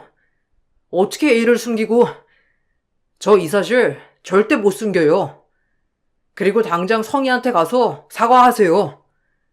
엄마 과거는 그러면서 성희한테 아빠가 없다고 하고, 신혼집 더 큰 걸 해오라고 하는 게 말이 되나요? 성희가 저 안 받아주면 저도 제 자신을 어떻게 할지 모르니까 엄마가 다 돌려놓으라고요. 그래야 할 거예요. 그래. 나도 성희가 건물주인 걸 알았으면 이렇게까지 안 했을 거야. 아휴, 어쩐다니. 건물주를 놓치게 돼서. 그리고 우리 딸도 나 때문에 불행하게 살았는데 내가 엄마로서 그런 것도 못 해주냐? 의사 사이 데려왔는데 그래도 뭐라도 해야 할 거 아니야. 어차피 그 혼수는 그대로 성이 돌려주려고 했다. 이게 뭐가 문제야? 걔만 입 다물면 끝날 일을 너도 그만해. 지금 그게 문제인가요? 건물주면 어떻고 아니면 어떤데? 와, 진짜. 엄마 내가 아는 엄마 맞아? 진짜 속물이다, 속물. 그리고 이게 지금 쉬쉬한다고 될 문제예요? 지금 엄마가 무슨 짓을 저질렀는지 아시냐고요? 어쩜 그렇게 뻔뻔할 수가 있어요?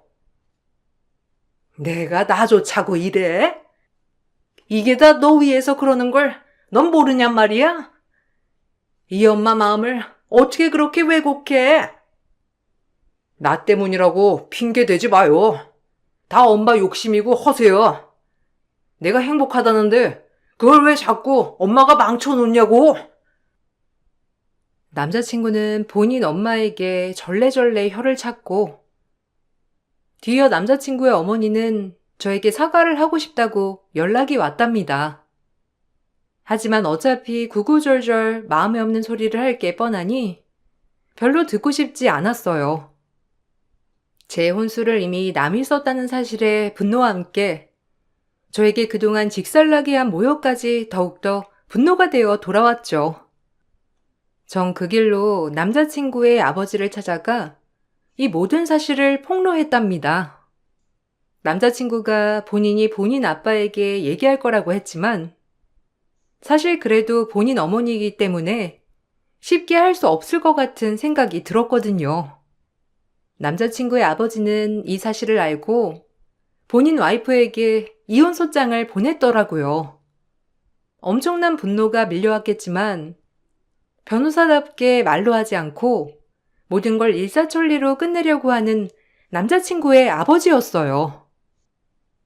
이제야 속이 시원하니?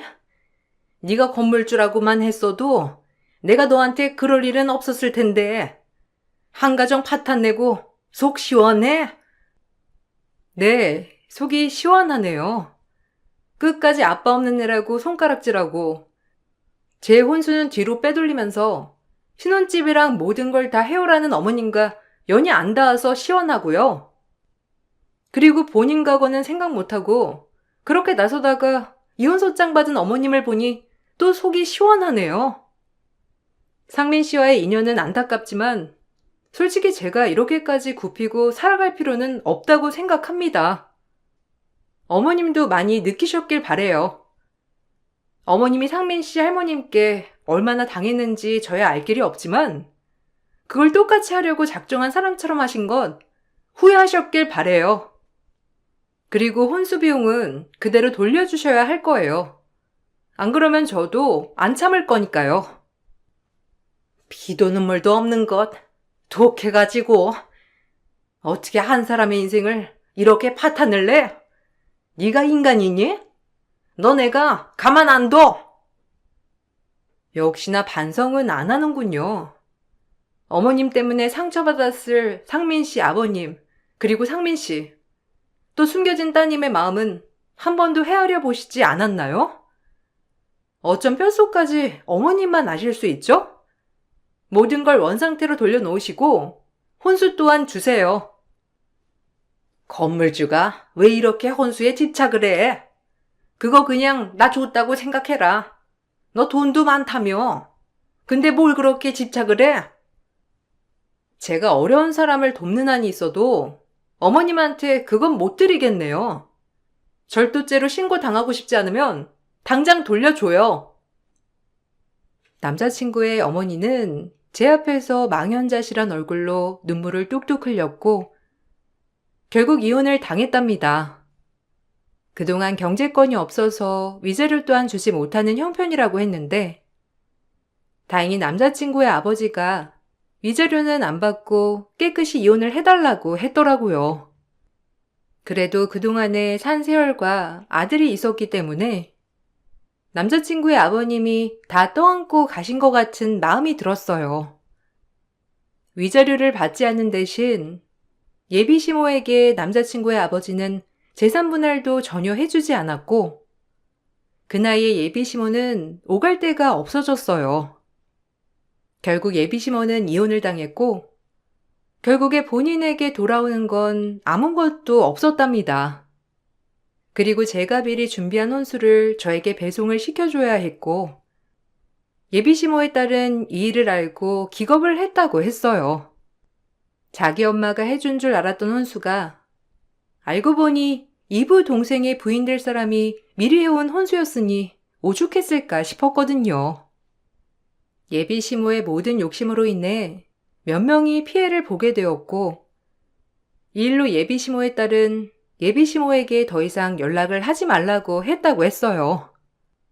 어찌 보면 자식이 엄마를 안 보고 산다는 게 가장 큰 벌이 아닐까라는 생각이 들었습니다. 막상 일이 이렇게 되니 참 마음이 좋진 않았지만 그래도 속은 시원했답니다. 제 혼수를 빼돌린 예비 시모의 최후였고 건물주라고 갑자기 태세 전환한 시모의 말로였죠. 그 후로 남자친구를 몇 번 만나 하소연을 들어주었지만 저 역시 이번 사태를 겪고 나니 그냥 훌훌 털어버리고 싶더라고요. 엄마도 그냥 조그만 방 하나 얻어서 사셔. 그리고 아빠도 충격이 크시긴 했는데 그래도 그동안엔 낌새가 이상한 게 한둘이 아니었나 봐. 그냥 마음 내려놓고 사셔. 어떻게 보면 이게 다 엄마의 욕심 때문이었겠지. 네 마음이 안 좋은 건 아는데 혹시 우리 다시 시작할 수 있을까? 원하면 엄마 안 보고 살아도 돼. 그리고 도저히 잊어보려고 했는데 널 잊지 못하겠더라고. 미안. 상민 씨 보면 어머님이 떠올라서 만날 수가 없을 것 같아. 나도 마음은 아프지만 이건 아닌 것 같고 마음 잘 추슬러. 그래, 미안하다. 내가 너한테 씻을 수 없는 상처를 준 것 같아서. 어디서든 꼭 건승하길 빌게. 넌 잘 될 거야. 남자친구와는 이것이 마지막이었어요. 이별은 마음이 아팠지만 그래도 정신적으로 모든 걸 탈피하고 나니 새로운 것들이 새록새록 보이더라고요. 오히려 엄마와의 시간이 더 많이 남았다는 것 같아서 앞으로 효도를 더 많이 해야겠다는 생각도 하게 되었고 평생 받기만 한 딸, 엄마에게 조금은 더 갚고 시집을 가야겠다고 생각했어요. 엄마도 제 파혼에 마음이 안 좋아 보이셨지만 그래도 모든 얘기를 듣고 나서 제 의사를 존중해 주셨답니다. 돌이켜 생각해보니 저에게 이런 일이 일어난 것도 어떻게 보면 다 인생의 한 페이지라는 생각이 들어요.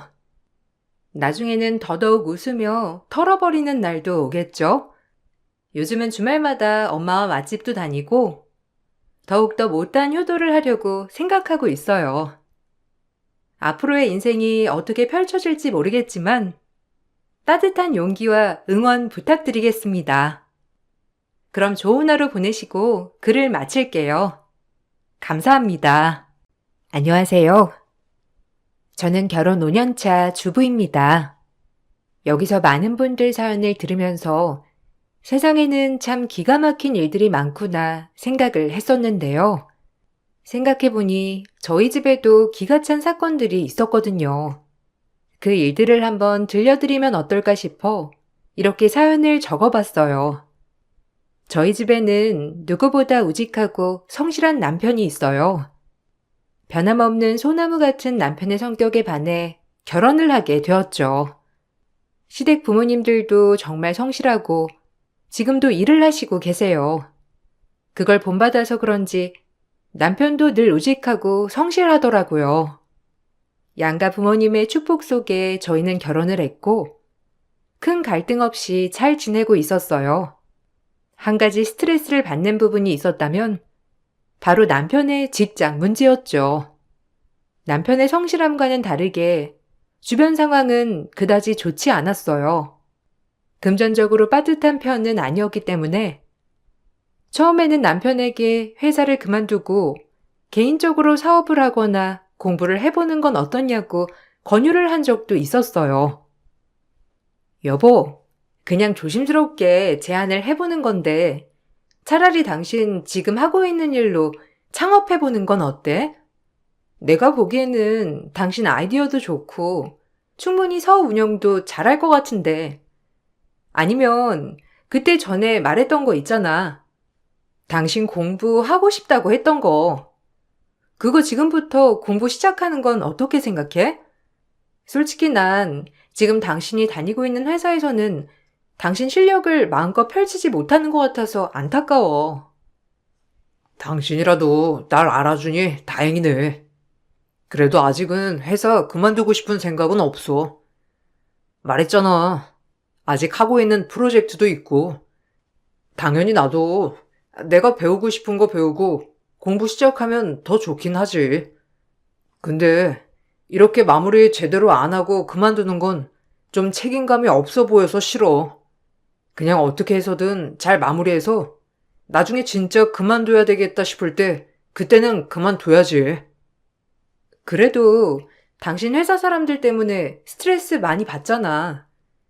좋은 사람들도 있긴 하겠지만 당신이 뭘 하려고만 하면 자꾸 태클 거는 사람도 있다며. 거기다가 그 사람이 다른 부서 상사라고 하니까 더 신경 쓰여서. 저번에도 당신이 낸 아이디어 그쪽에서 거절해놓고서는 그쪽에서 다시 제안했다고 했잖아. 그런 게 어디 있어? 당신 팀원들 생각해가지고 이직도 안 하고 스트레스는 스트레스대로 다 받고. 어쩔 수 없지 뭐. 내가 팀장인데 팀원들 생각해야지. 나보다 팀원들이 더 힘들 거야.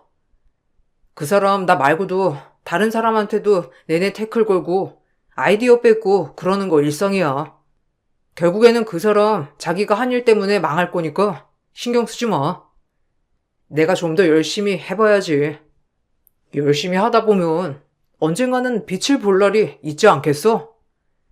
지금 그만두는 건 내 자존심이 허락을 안 하지. 남편은 대학 졸업 후부터 쭉 한 회사만 다녔어요. 회사에서는 좋은 사람들도 많았지만 유독 남편을 시기하고 미워하는 사람들도 있었는데 그 사람 때문에 남편이 늘 스트레스를 받는 걸 보고는 저도 너무나 속상했죠. 어느 날부턴가 회사 재정이 어렵다는 얘기가 들려오기 시작했는데 얼마 지나지 않아 회사는 부도가 나고 말았어요. 그때 남편을 전부터 지켜보고 있었던 회사 임원 중 한 분이 남편에게 자신이 회사를 차릴 테니 창업 멤버로 들어와 달라는 제안을 하셨죠. 전 처음에 걱정이 많았어요. 여보, 당신 말고 다른 사람들도 같이 들어가는 건지 한번 물어봐. 왠지 모르게 좀 찝찝하네. 당신을 알아봐준 사람이 있다는 건 정말 고마운데 거기 회사 사람들 중에서 당신이랑 안 맞는 사람도 있었잖아. 들어가겠다고 하기 전에 다른 사람들 누구 또 같이 시작하는지 한번 물어보고 시작해. 또 그 사람들이랑 같이 회사 다니게 되면 어떡해? 에이, 아닐 거야. 대표님이 전 회사에서는 나만 스카우트 했다고 하셨거든. 다른 직원들은 새로 다시 뽑는다고 하셨는데 어떻게 될지는 모르겠어. 대표님이 전 회사에서도 내가 하는 일 많이 지원해 주셨거든. 안 그래도 회사 새로 차릴 거라고 하셨다는 건 들었는데, 그 많은 사람들 중에서 나한테만 제의가 들어온 거잖아. 거기다 대고 다른 사람들은 뽑지 말라 하는 것도 아닌 것 같아. 그럼 다른 직원들은 대표님이 직접 채용하시는 건 아닌 거야? 그때 부대표가 있다고 했었지? 다른 직원들은 그럼 부대표가 고용한다고 했었나? 그럼 누가 회사에 다시 들어올지 모른다는 거네? 부대표가 전에 그 당신 안 좋아한다고 했던 그 상사랑 친하다고 했었지? 그러긴 하지. 뭐 사실 그 사람이 들어와도 상관은 없어. 어차피 대표님 보고 가는 거니까. 그리고 그때 회사에서야 상사였지. 지금 회사에서는 다 같은 직원으로 시작하는 거니까 괜찮겠지 뭐. 안 들어온다면야 더 좋고. 아마 다음 주쯤 한번 모일 때 가보면 알 수 있을 것 같아. 나중에 팀원들 필요할 때 되면 그때는 내가 괜찮은 사람 채용해도 된다고 하셨으니까 괜찮을 거야. 남편은 그렇게 대표 말만 믿고 창업 멤버로 가게 되었어요. 그런데 악연이 어찌나 지독한지 그곳에서 전 회사에서부터 남편을 지독히 괴롭혔던 그 사람도 같이 다니게 되었더라고요. 남편은 괜찮다면서 말을 했지만 저는 걱정이 이만저만이 아니었어요. 저는 사실 그 사람 때문에 남편이 스트레스를 많이 받았던 사실을 알고 있었기 때문에 그만뒀으면 좋겠다고 말을 꺼냈죠. 전 회사에서야 상사였지. 지금 회사에서는 나랑 직급이 같으니까 신경 쓰지 마. 그리고 함부로 못할 거야. 나도 이번에는 가만히 있지 않을 거고.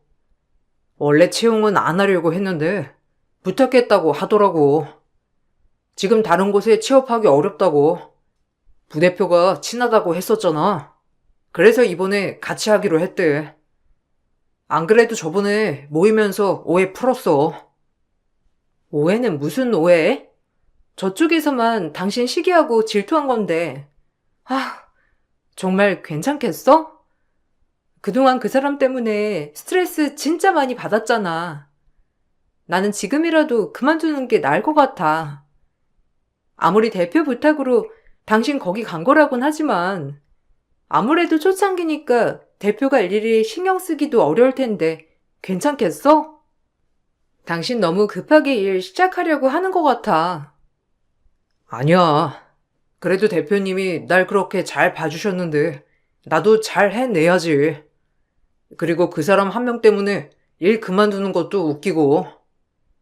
저번에 오해였다 사과도 했으니까 잘 지내봐야지. 괜찮아. 너무 걱정하지 마. 막상 같이 일하다 보면 잘 지낼지도 모르잖아. 그때 보니까 표정도 밝고 괜찮던데. 거기다가 회사도 처음이라 서로 으쌰으쌰 해야 잘 될 거라는 거 그 사람도 알 거야. 당신이 그렇게 말하면 어쩔 수 없지만 나중에 스트레스 받으면 언제든지 그만둬도 괜찮아. 버티는 게 무조건 답은 아니야. 알지? 그래도 같은 직급으로 올라갔다고 하니까 다행이긴 한데 사람 본성이라는 게 그렇게 쉽게 바뀌는 게 아니니 어쩔지 모르겠네. 저의 걱정과는 다르게 초반에는 대표가 남편을 잘 챙겨줬더라고요. 들어보니 창업 멤버로 대표가 직접 데리고 왔던 사람은 남편이 유일했어요. 저는 그 사실을 알고선 정말 뿌듯했죠. 남편에 대한 믿음도 두터웠는지 남편 팀원들은 남편이 채용하도록 해주셨고 남편은 그렇게 자신의 팀원들도 꾸리기도 했어요. 열정적으로 회사 일을 하는 걸 곁에서 보다 보니 남편이 잘 해내고 있구나 싶었죠. 그런 어느 날부턴가 남편 표정이 너무 좋지 않더라고요. 여보, 무슨 일 있어? 요즘 새벽에도 자주 깨고 통잠도 잘 못 자는 것 같고 무슨 고민이라도 있어? 혼자서 끙끙 고민하지 말고 나한테 얘기해봐. 내가 뭐든 들어줄게. 왜? 회사에서 무슨 일 있는 거야? 설마 또 그 사람이 당신 괴롭혀? 그래서 요즘 회사 갈 때도 돌아올 때도 표정이 어둡고 그런 거야? 아, 차라리 전처럼 나한테 직접적으로 괴롭히면 말이라도 안 할 텐데. 이제는 팀원들을 괴롭히더라고. 내 팀원들한테 내가 대표 낙하산이라고 말했나 봐. 그래서 낙하산이 채용한 애들이니 니들도 간당간당하지 않겠냐면서 비웃었다는데 정말 기가 막혀가지고 애들은 괜찮다고 하는데 내가 너무 신경 쓰여서 양들이 그 사람한테 말했더니 자기가 틀린 말 한 건 아니지 않냐면서 하는데 진짜 기가 막히더라. 뭐? 어떻게 그런 말을 할 수가 있어? 당신도 뭐라고 하지. 그 사람은 부탁해서 거기 채용된 거잖아. 그 말이라도 확 내뱉어버리지 그랬어. 자긴 그래도 대표가 잘 봐줘서 채용된 거지만 당신은 당신이 부탁해서 채용된 거 아니냐면서. 어떻게 사람을 또 이런 식으로 괴롭히냐? 도대체 양대리라는 사람은 뭐 하는 사람이야? 전 회사에서도 그렇고 여기서도 그렇고 분탕질만 해대네. 그러게 한동안 조용하다 싶었는데 뒤에서는 내 욕하고 다녔나 보더라고. 내가 이번에 양대리가 그렇게 얘기하는 거 안 들었어 봐. 내 팀원들은 그런 말 들으면서 얼마나 상처받고 있었겠어. 그래도 이번에 뭐라고 했으니까 덜 하겠지. 사람이 왜 이렇게 꼬여있는지 모르겠어. 한 소리 했으니까 다음에는 조심할 것 같긴 한데 아무래도 앞으로 잘 지켜봐야 할 것 같아. 나뿐만 아니라 다른 직원들까지 괴롭히고 있으니 답답해서 내가 잠이 안 오나 봐. 남편을 괴롭히던 그 사람은 방법을 바꿨는지 남편을 직접 괴롭히는 게 아니라 남편의 팀원들을 괴롭힌다고 하더라고요. 남편은 본인 때문에 죄 없는 팀원들이 괴롭힘을 당하는 건 아닌지 스트레스를 많이 받았죠. 그래도 남편은 꿋꿋이 회사를 잘 다니는 것 같았어요. 시간이 지나면서 회사도 잘 운영이 되는 듯 했어요. 남편도 점점 바빠지면서 집에 돌아와서도 잔업을 하는 날들도 많아졌죠. 늘 피곤해 있던 남편이 어느 날은 너무 초롱초롱한 눈으로 열중의 작업을 하고 있어 궁금해 물어봤던 적도 있었어요. 여보, 일하는 거 재미있어? 나 당신 오랜만에 그런 표정 보는 것 같아. 예전에 우리 연애할 때 당신 전 회사 초창기에 있잖아. 그때 한참 일 배울 때 이런 표정으로 일했던 것 같은데. 지금 딱 그때 표정이 나오거든? 요즘 일하는 거 재밌나 봐. 왜? 무슨 재미있는 일이라도 있어? 전에는 일하면 눈에 피로감이 딱 보였는데 요 근래는 그렇지 않아서 신기하네. 아, 그래 보여? 와, 이게 표정으로 다 티가 나나 봐. 아직 정해진 건 아닌데 계약권 하나가 있는데 아마 잘 될 것 같아. 우리 회사 초창기부터 꼭 뚫고 싶었던 계약이 있었거든. 여러 번 다른 사람들이 시도했는데 미팅조차 안 잡혀서 애먹었던 곳인데 이번에 진짜 타이밍 좋게 미팅 잡혔어. 팀원들도 미팅 잡혔다는 거 듣고서는 엄청 좋아하고 다들 밤새 일하고 있거든. 그거 보니까 나도 재미있네. 성사시키고 싶은 계약이라서 그런가 좀 힘이 나는 것 같아. 근 몇 년 만에 보는 표정인 것 같아. 이렇게 열심히 하는데 당신 회사 대표는 이걸 알고나 있을까? 아무리 당신 좋게 봐서 스카우트 했다곤 하지만 내가 보기에는 별로 신경을 안 쓰는 것 같아. 말만 아낀다고 하지. 이렇게 일만 잔뜩 던져주고 마는 거 아니야? 요즘 회사가 정말 바빠. 일도 많아졌고. 대표님 얼굴 보기도 힘들지 뭐. 거기다가 다른 직원들도 많으니까 대놓고 챙겨주시진 못해도 틈틈이 잘하고 있냐고 연락도 주시고 있어. 아마 이번에 큰 계약권 성사시키면 그만큼 회사도 성장하고 나도 승진하는데 도움이 되지 않을까 싶은데. 안 그래도 대표님이 이번에 연봉 조정하실 거라곤 하셨거든. 이거 잘 되면 진짜 좋은 기회가 될 것 같아. 타이밍 좋게 연봉 협상 시기에 남편은 회사에서도 가장 바라던 미팅을 성사시키게 되었고, 좋은 기회를 잡을 수 있게 되었어요. 그래서 그런지 남편은 정말 열정적으로 며칠 밤을 새워가면서 준비를 하더라고요. 전 남편이 그렇게 열심히 준비를 했으니 잘 될 거라고 당연히 생각했죠. 그런데 며칠 뒤 남편은 잘 마시지 못하는 술이 떡이 돼서 집에 들어왔어요. 와서는 아무 말도 없이 절 가만히 앉혔죠. 여보, 무슨 일 있었어? 안 그래도 아까 당신한테 전화했는데 안 받길래 회식 간다고 해서 좋은 일인가 싶었는데 아니었어? 왜?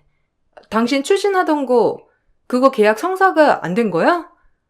아휴, 그래서 이렇게 술을 많이 마셨어? 속상했겠다, 우리 남편. 아니야. 계약은 잘 성사했어. 거래처 쪽에서도 우리가 생각했던 것보다 훨씬 더 많은 계약을 해줘가지고 첫 계약인데 그쪽에서도 역대급으로 계약 성사시킨 거라곤 하더라고. 잘 됐지 뭐. 오늘 회식도 그래서 하게 된 거야. 계약도 잘 되고 해서. 그럼 잘 된 거 아니야? 왜 이렇게 기운도 없고 회식 자리에서 무슨 일 있었어? 당신 며칠 동안 엄청 노력했던 계약이잖아. 고생하면서 준비한 거라서 집에 오니까 긴장이 확 풀려서 그래? 당신 못 마시던 술도 이렇게나 많이 마시고. 그게 이번 계약건 내가 체결한 게 아닌 게 됐어. 오늘 중간에 갑자기 급하게 상황이 생겨가지고 내가 미팅에 참석을 못했거든. 회사에 가보니까 내 팀원들도 아무도 안 갔더라고. 물어보니 양 대리가 그래도 내가 못 가면 자기가 가는 게 맞다고 가서 계약을 했나 봐. 난 그래도 우리가 준비한 거니까 대신 가더라도 우리 팀으로 진행할 줄 알았는데 자기들이 진행한 걸로 했더라고. 뭐 어떻게 말이 전달된 건지. 대표님이 나한테 그래도 미팅건이 급한 건데 거기에 집중을 했어야 하는 거 아니냐고 하시고. 그게 무슨 말이야? 그럼 양대리 그 사람이 당신 계약을 가지고 갔다는 거야? 아니, 어떻게 그럴 수가 있어? 당신 그 거래처, 당신이 직접 미팅 잡고 그랬잖아. 그럼 계약을 할 때도 당신이 담당자로 계약이 되어 있어야지. 이게 무슨 말이야? 대표한테 말이라도 해봤어? 당신이 다 준비한 건데 그쪽에서 채간 거라고 말이라도 해보지 그랬어. 말해봤지. 알았다곤 하시는데 솔직히 중요한 미팅인데 그거보다 더 중요한 일이 어디 있겠어. 난 이미 거래처에 나 대신 팀원들이 갈 거라고 미리 양해 구해놨는데 어떻게 알았는지 양대리가 담당자로 가서 했더라고. 참, 어떻게 이렇게 되냐. 그래도 회사에 좋은 일이 된 거니까 넘어가야겠지? 그 뒤로도 남편이 계약을 성사한 건들이 있었지만 희한하게 좀 큰 규모의 계약건들은 중간에 남편에게 항상 급한 일들이 생겨 양대리가 대신 계약을 체결하고 양대리 성과로 올라가는 일들이 많아졌어요. 전 그때부터 뭔가 좀 이상하다고 생각을 했죠. 어느 날은 대표가 회사 복지로 학원 수강비를 지원한다면서 말을 한 적이 있었어요. 남편은 그동안 배우고 싶었던 게 있어서 바로 알아보고 신청을 한다더라고요. 저번에 당신 학원 수강하는 거 신청한다고 하지 않았어? 그거 어떻게 됐어? 그거 신청하면 대표가 대신 결제를 해주는 거야? 아니면 학원비 내고 영수증 첨부하면 받을 수 있는 거야? 회사 복지가 점점 좋아지긴 하네. 어떻게 학원비 지원을 할 생각을 했대? 언제부터 다니기로 했어? 당신 학원 다닐 때 나도 학원 다른 곳 다녀야 되겠다. 같이 시간 맞춰서 우리 그때는 밖에서 데이트할까? 아, 그거 못하게 됐어. 분명 신청했는데, 내 건 누락됐다고, 신청 안 됐다고 하더라고. 어쩔 수 없지 뭐. 이미 신청은 다 차 있어가지고, 다시 신청 못할 것 같아. 당신 뭐 배우고 싶은 거 있었어? 난 신경 쓰지 말고 학원 다녀. 아니, 난 그냥 당신 학원 다니는 시간에 나도 배우겠다는 건데. 근데 어떻게 누락이 될 수가 있어? 당신 그거 공지 내려오니까 바로 신청했잖아. 어떻게 누락이 됐대? 그러면 당신 건 남겨둬야 하는 거 아니야? 대표한테 말해보지 그랬어. 자기 배우고 싶은 거 있는데 누락된 거 같다고. 이미 좀 지나기도 했고, 다시 말 꺼내기도 머리 아프고, 요새 회사 바빠지고 그래서 대표님 외부 미팅이 많으신 것 같더라고.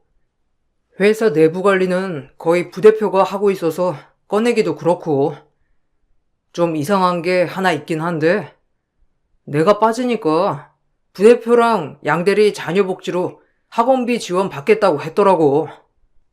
회사 내에 자녀 있는 사람이라곤 부대표랑 양대리 뿐이긴 하지만, 뭐 내가 너무 확대해서 생각하나? 헐, 아닌데? 그거 좀 이상한 거 같은데? 대표는 회사 직원들한테만 복지로 학원비 지원해준다고 한 거 아니었어? 그건 누가 그렇게 하겠다고 한 거야? 대표한테 말이라도 해야 하는 거 아니야? 받을 사람은 혜택 못 받고 있는데 회사가 어떻게 돌아가는진 알아야지. 아, 그러니까. 그렇다고 하나하나 다 이상하다고 짚을 수도 없고 말이야. 그냥 이런 거 다 지적하기 머리 아파서 넘어갔어. 다들 말하고 싶어 하긴 하는데 쉬쉬하는 것 같더라고. 나도 그냥 내일이나 열심히 하려고. 내가 말했나? 양들이 이번에 부장 됐다고. 부대표가 적극적으로 밀어줬다는데 참. 남편 회사가 돌아가는 꼴을 보니 대표는 외부 일정을 하느라 회사 내부를 신경 쓰지 못했고 부대표가 모든 회사 내부를 관리하는 듯 하더라고요. 당연히 남편을 괴롭히던 그 사람은 부대표와 친한 사람이니 원하는 대로 흘러가게 만들 수 있었던 거였어요. 남편을 괴롭히던 그 양대리는 빠르게 승진을 했고 부장이 되었죠. 그때부터는 더 집요하게 남편을 괴롭히기 시작했어요. 특히나 남편에게 호의적인 직원을 괴롭히면서 남편은 그것 때문에 스트레스를 많이 받았어요. 한 번은 여직원이 업무가 어려워 같이 회사에서 야근하며 도와줬던 적이 있었어요. 그때 당시 제가 약식도 불러주고 여직원도 남편 전화를 통해 저에게 양해를 구하기도 했었는데 바로 다음날 여직원에게 불륜이라며 호되게 혼을 냈더라고요. 안 그래도 이번에 그만두겠다고 하는 거 겨우 말렸어. 진짜 양 부장 왜 그러는지 이해를 못하겠어. 이제는 나보다 직급도 높겠다. 자기가 하고 싶은 대로 다 흘러가겠다. 나쁠 거 하나 없는데. 아, 왜 이렇게 내 주변을 흔들고 있는지 이해가 안 돼. 이러다가 회사에 남는 직원들이 하나도 없을 것 같아. 요즘은 다들 분위기 보고 양 부장한테 더 조심하는 것 같고 나는 피하는 것 같다니까. 와, 사람이 어떻게 그렇게 악랄해? 전에는 당신을 그렇게 괴롭히더니 이제는 당신 주변을 괴롭히네. 진짜 못됐다, 못됐어. 나이도 우리보다 한참 많으면서 정신은 어른이 아니네. 대표한테라도 말하지 그랬어. 양 부장이며 그 부대표라는 사람 둘이서 짝짝꿍 하면서 사람들 괴롭힌다고. 나도 그러곤 싶은데 명확하게 괴롭힌다 그런 게 없어서 말이야. 또 갑자기 잘해주다가 뭐 하나라도 걸린다 싶으면 괴롭히는 거니. 일단은 다들 조심하고 있긴 한데 이대로라면 회사 망하게 생겼어. 안 그래도 이번에 자기들이랑 마음 맞는 남직원들이랑 술 먹으면서 업무 얘기하고 사무실에서는 업무 공유 안 하고 그랬나 보더라고. 여직원들 업무 숙지 제대로 안 되어 있으니까 대표님은 엄청 혼내고 그랬었나 봐. 직원들은 그냥 괜찮다고, 자기들도 이제부터 술자리라도 해야 될 것 같다고 우스갯소리로 하는데, 어떻게 이런 식으로 괴롭히는지 몰라. 상황이 좀 심각한 것 같은데, 당신 대표한테 다 말하고 그냥 그만두는 건 어때? 저번에 다른 업체에서 당신 스카우트 하겠다고 제안도 왔다며. 나는 차라리 다른 업체로 이직하는 것도 나을 것 같아. 당신 찾는 곳도 있는데 굳이 괴롭히는 사람 있는 곳에서 일을 해야 할 필요는 없을 것 같아. 나도 모르겠어. 예전에는 그래도 대표님 보고서 좀 버텨보자 생각을 했었는데, 점점 시간이 갈수록 심해지는 것 같아. 일단은 내 팀도 있으니까 어느 정도 버틸 수 있을 만큼은 버텨봐야지. 내가 나가면 바로 양부장 팀에 들어가게 될 텐데, 그럼 더 불편하겠지. 내가 있어야 팀원들도 버틸 수 있으니까 할 수 있는 만큼은 나도 해봐야 할 것 같아. 회사 분위기가 이러니 점점 남편을 피하는 사람들도 늘어나는 것 같았어요. 악랄한 괴롭힘에 남편과 잘 지내던 직원들은 하나둘씩 떠나갔고, 결국 남편은 혼자서 점심을 먹는 날들이 많아졌죠. 저는 그때 일을 안 하고 있었기 때문에 남편 점심시간에 맞춰 회사 근처로 가 같이 점심을 먹곤 했어요. 그러다가 남편을 괴롭히는 그 무리들을 마주하게 됐죠. 뻔뻔하게도 와서 인사를 하더라고요. 와, 이들이 한가 봐. 이렇게 여유롭게 회사 근처에서 데이트도 하고 말이야. 일을 많이 안 바꾸는가 봐. 내가 너무 일을 많이 안 줬나? 얼른 먹고 일어나도 모자를 판국에 데이트를 하고 있어? 누군 급하게 일하다가 급하게 밥 먹고 가야 하는데, 진짜 세상 좋다. 뭐, 와이프? 아이고, 처음 뵙겠습니다. 저는 이대리 상사 양 부장이라고 합니다. 전 회사에서부터 지금 회사까지 쭉 같이 일하고 있네요. 아, 그 양 부장님이시구나. 드디어 얼굴을 뵙게 되었네요. 정말 반가워요. 안 그래도 제가 양 부장님 얼굴이 엄청 궁금했었는데 이렇게 생기셨네요. 남편이 너무 바쁘고 정신이 없어서 제가 여기까지 와서 점심 먹이고 있어요. 보아하니 아까 점심시간 전에 회사 입구에서 한 대 태우시고 계시던데 생각보다 일이 바쁘시진 않으신가 봐요. 여유롭게 한 대 태우실 시간도 있으시고. 그렇죠. 저는 관리자니까요. 일이야 이대리가 다 해야 하는 거니까 와이프로서 좀 속상하시겠네요. 이런 것도 다 능력이 있어야 부장 자리도 앉고 그러는 건데, 보아하니 이대리는 만년 대리일 것 같은데. 어쨌든 이대리, 얼른 먹고 가서 일 마무리 좀 빨리 해. 오늘 아침에 준 서류를 아직도 다 마무리 못하면 어떡해? 야근 또 해야 되겠네. 능글맞게 생긴 양 부장의 얼굴을 보고 나니 사람의 인성이 얼굴로 보인다는 게 이런 말이구나 싶었죠. 다음에 다시 만난다면 꼭 뒤통수를 쳐주겠노라 다짐했어요. 그날은 머지않아 오게 되었어요. 회사 대표가 이사를 가게 되었는데 거기서 집들이를 한다며 초대를 받게 되었죠. 이른 아침 새벽부터 남편은 부랴부랴 준비를 하더니 먼저 나가보겠다며 나가길래 의아한 마음이 들었는데, 남편 회사 대표 집들이에 갔더니 울 신랑만 주방에서 설거지를 하고 있더라고요. 여보, 지금 여기서 뭐 하고 있어? 지금 거기서 설거지를 당신이 왜 해? 아니, 여기 대표 집들이 아니야? 왜 당신이 여기서 설거지를 하고 있는 건데? 다른 사람들은 다 뭐 하고 있는 거야? 집들이 할 때 원래 일하는 사람들 있는 거 아니었어?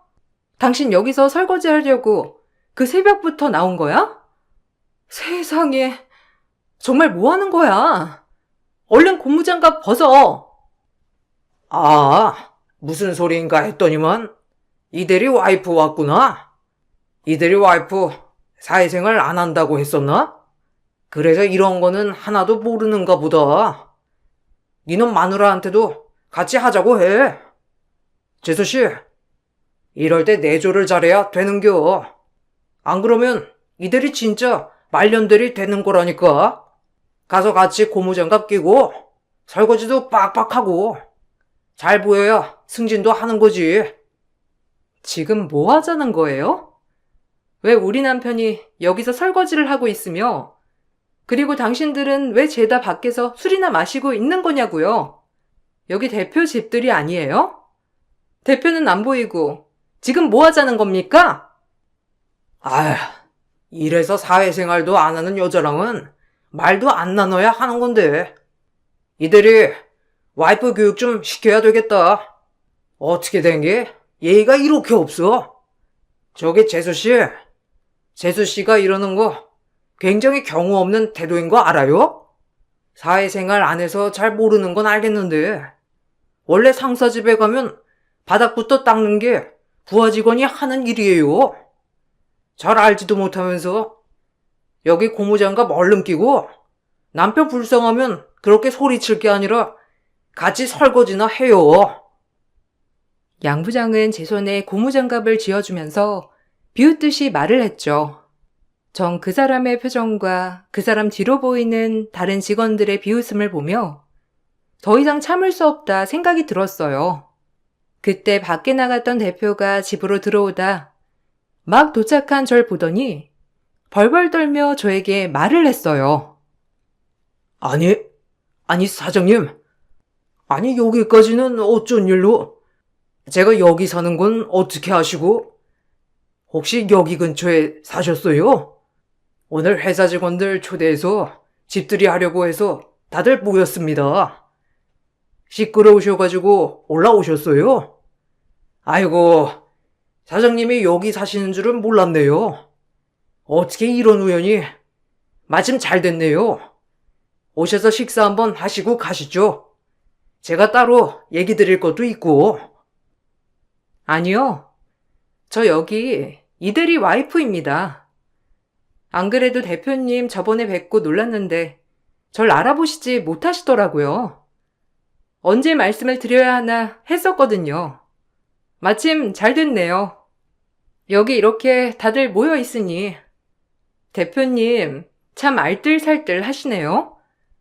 이렇게 직원한테 집들이 설거지까지 시키시고 다른 직원들 술파티 벌이면서 노는 사이에 저희 남편만 열심히 설거지하고 있어서 제가 한 소리 좀 했어요. 네? 아니, 그게 무슨... 아닙니다. 제가 이대리한테 설거지를 하라고 시킨 게 아니고, 양 부장, 지금 이게 뭐 하는 거야? 왜 고무장갑을 이대리가 끼고 있어? 양 부장 아는 집들이 업체에 있다고 해서 거기 연결해서 음식하고 설거지하고 그렇게 진행하겠다고 한 거 아니었나? 근데 왜 이대리가 고무장갑을 끼고 있냐고? 얼른 와서 설명해봐. 대표님은 회사 상황을 전혀 모르시고 계시네요. 그렇게 직원들 끔찍하게 생각하시는 것처럼 말하시더니만 정작 회사가 어떻게 돌아가는지 전혀 가늠도 안 잡고 있었나 보네요. 참, 이런 회사에 제가 투자를 하고 있었다는 게 끔찍하네요. 어찌됐든 회사 상황 잘 봤습니다. 곧 연락드리죠. 전 남편의 손을 잡고 그 집을 나왔어요. 집에 가는 차에서 전 남편에게 제 정체를 밝혔죠. 남편은 저희 친정집이 잘 산다는 사실은 알고는 있었지만 이 정도일 거라곤 생각도 못했다고 하더라고요. 특히나 재산에 대해서는 별 관심이 없었던 사람이기도 했고 애초에 자신의 것이 아니니 제명의 건물에 대해서 크게 신경 쓰지 않았죠. 저는 남편 회사의 건물주이자 투자자였어요. 처음부터 그러려고 했던 건 아니었지만 남편 회사 대표가 회사를 설립할 때 제 건물에 입주를 하게 되었고 나중에 남편이 회사에 들어가게 되었다는 걸 알고서는 전 투자도 진행하게 되었어요. 남편에게 좋은 일이라 생각하고 했던 일이긴 했지만 이렇게 밝혀질 거라고는 생각도 못했었죠. 남편은 제 정체를 듣고선 집에 오자마자 긴장이 풀렸는지 거의 졸도를 했어요. 나중에 깨어나고 나서 많은 얘기를 나눴고 남편은 대표에게도 그동안의 상황을 모두 전달하게 되었죠. 사태 이후 회사 대표는 남편을 괴롭혔던 부대표와 부장을 모두 해고했어요. 알고 봤더니 단순히 사람들을 괴롭힌 것뿐만 아니라 직원들이 밤새 고생하면서 준비한 프로젝트들을 다 가지고 가서 대표에게 본인들이 한 거인 양 전달하고 그걸로 성과급도 많이 받았더라고요. 대표는 이 사실을 알고선 집까지 사과를 하러 찾아오기도 했어요. 정말 죄송합니다. 회사 대표로서 제가 할 말이 없네요. 부대표나 다른 직원들이 알아서 잘 회사를 운영해 줄 거라고만 생각을 하고 정작 제가 회사를 잘 돌보지 못했던 것 같습니다. 이 대리는 제가 전 회사에서 유일하게 믿고 데리고 왔던 직원인데 이렇게나 마음고생을 시켰을 줄이야 상상도 못했습니다. 정말 죄송하고 드릴 말씀이 없습니다. 그리고 내일부터 그 사람들 출근 안 할 거고 법적 조치도 들어갈 겁니다. 찾아보니 공금 횡령이나 부정 청탁도 있어서 이걸로 조사 들어갈 것 같아요. 이들이, 아니, 이 부장. 앞으로 이 부장이라고 부르겠네. 그때 그만뒀던 팀원들이나 마음에 맞는 직원들, 이 부장이 한번 잘 꾸려보는 건 어떻겠나? 대표님, 저는 그렇게까지 하는 건 원하지 않습니다. 아내인 빌려서 승진하고 싶진 않아요. 아내랑 얘기를 해봤는데 아내도 공과 사는 구분해야 한다고 생각을 하더라고요. 부대표나 양 부장에 대한 처분은 잘못한 게 있다면 마땅히 받아야 하겠지만 제가 어떠한 성과 없이 승진하는 건 아닌 것 같습니다. 저도 이렇게 승진하면 마음이 편치만은 않고요. 아니야. 사장님 보고선 이 부장 승진시켜주는 게 아니고 그동안 프로젝트들도 다시 살펴보고 다른 직원들 말도 들어보니 양 부장이나 부대표가 가로챈 업무들이 많다고 하던데 우리 회사 제일 큰 계약건도 이 부장이 체결한 거였다며. 이 정도면 그전부터 양 부장이 아니라 이 부장이 먼저 부장 달아도 할 말이 없는 건데 정말 미안하네. 남편을 괴롭히던 주동자, 부대표와 부장은 결국 회사에서 잘리게 되었고 그동안 부당하게 받았던 성과급을 반환하라는 통보를 받게 되었어요. 거기다가 회사 공금을 사적으로 사용했던 내역까지 밝혀지게 되면서 횡령으로 벌금형을 받게 되었죠. 남편 말로는 이쪽 업계가 넓은 편은 아니기 때문에 아마 부대표와 부장에 대한 소문이 많이 퍼져 있을 거라고 하더라고요. 남편 말대로 지금도 부대표와 부장은 자리도 못 잡고 계약직으로 일을 한다고 하던데 벌을 제대로 받는구나 싶었답니다. 그렇게 안 풀리던 남편의 일은 악연을 끊고 나니 술술 풀리기 시작했어요. 이번에 성과급 받은 걸로 해외여행을 가기로 했답니다. 인과응보라는 걸 저는 안 믿는 편이었는데 이번 남편의 일로 세상에 인과응보는 존재하는구나 알게 되었답니다. 여러분들도 모든 일에는 결과가 있다는 거 항상 생각하시길 바랄게요. 사연 들어주셔서 감사합니다.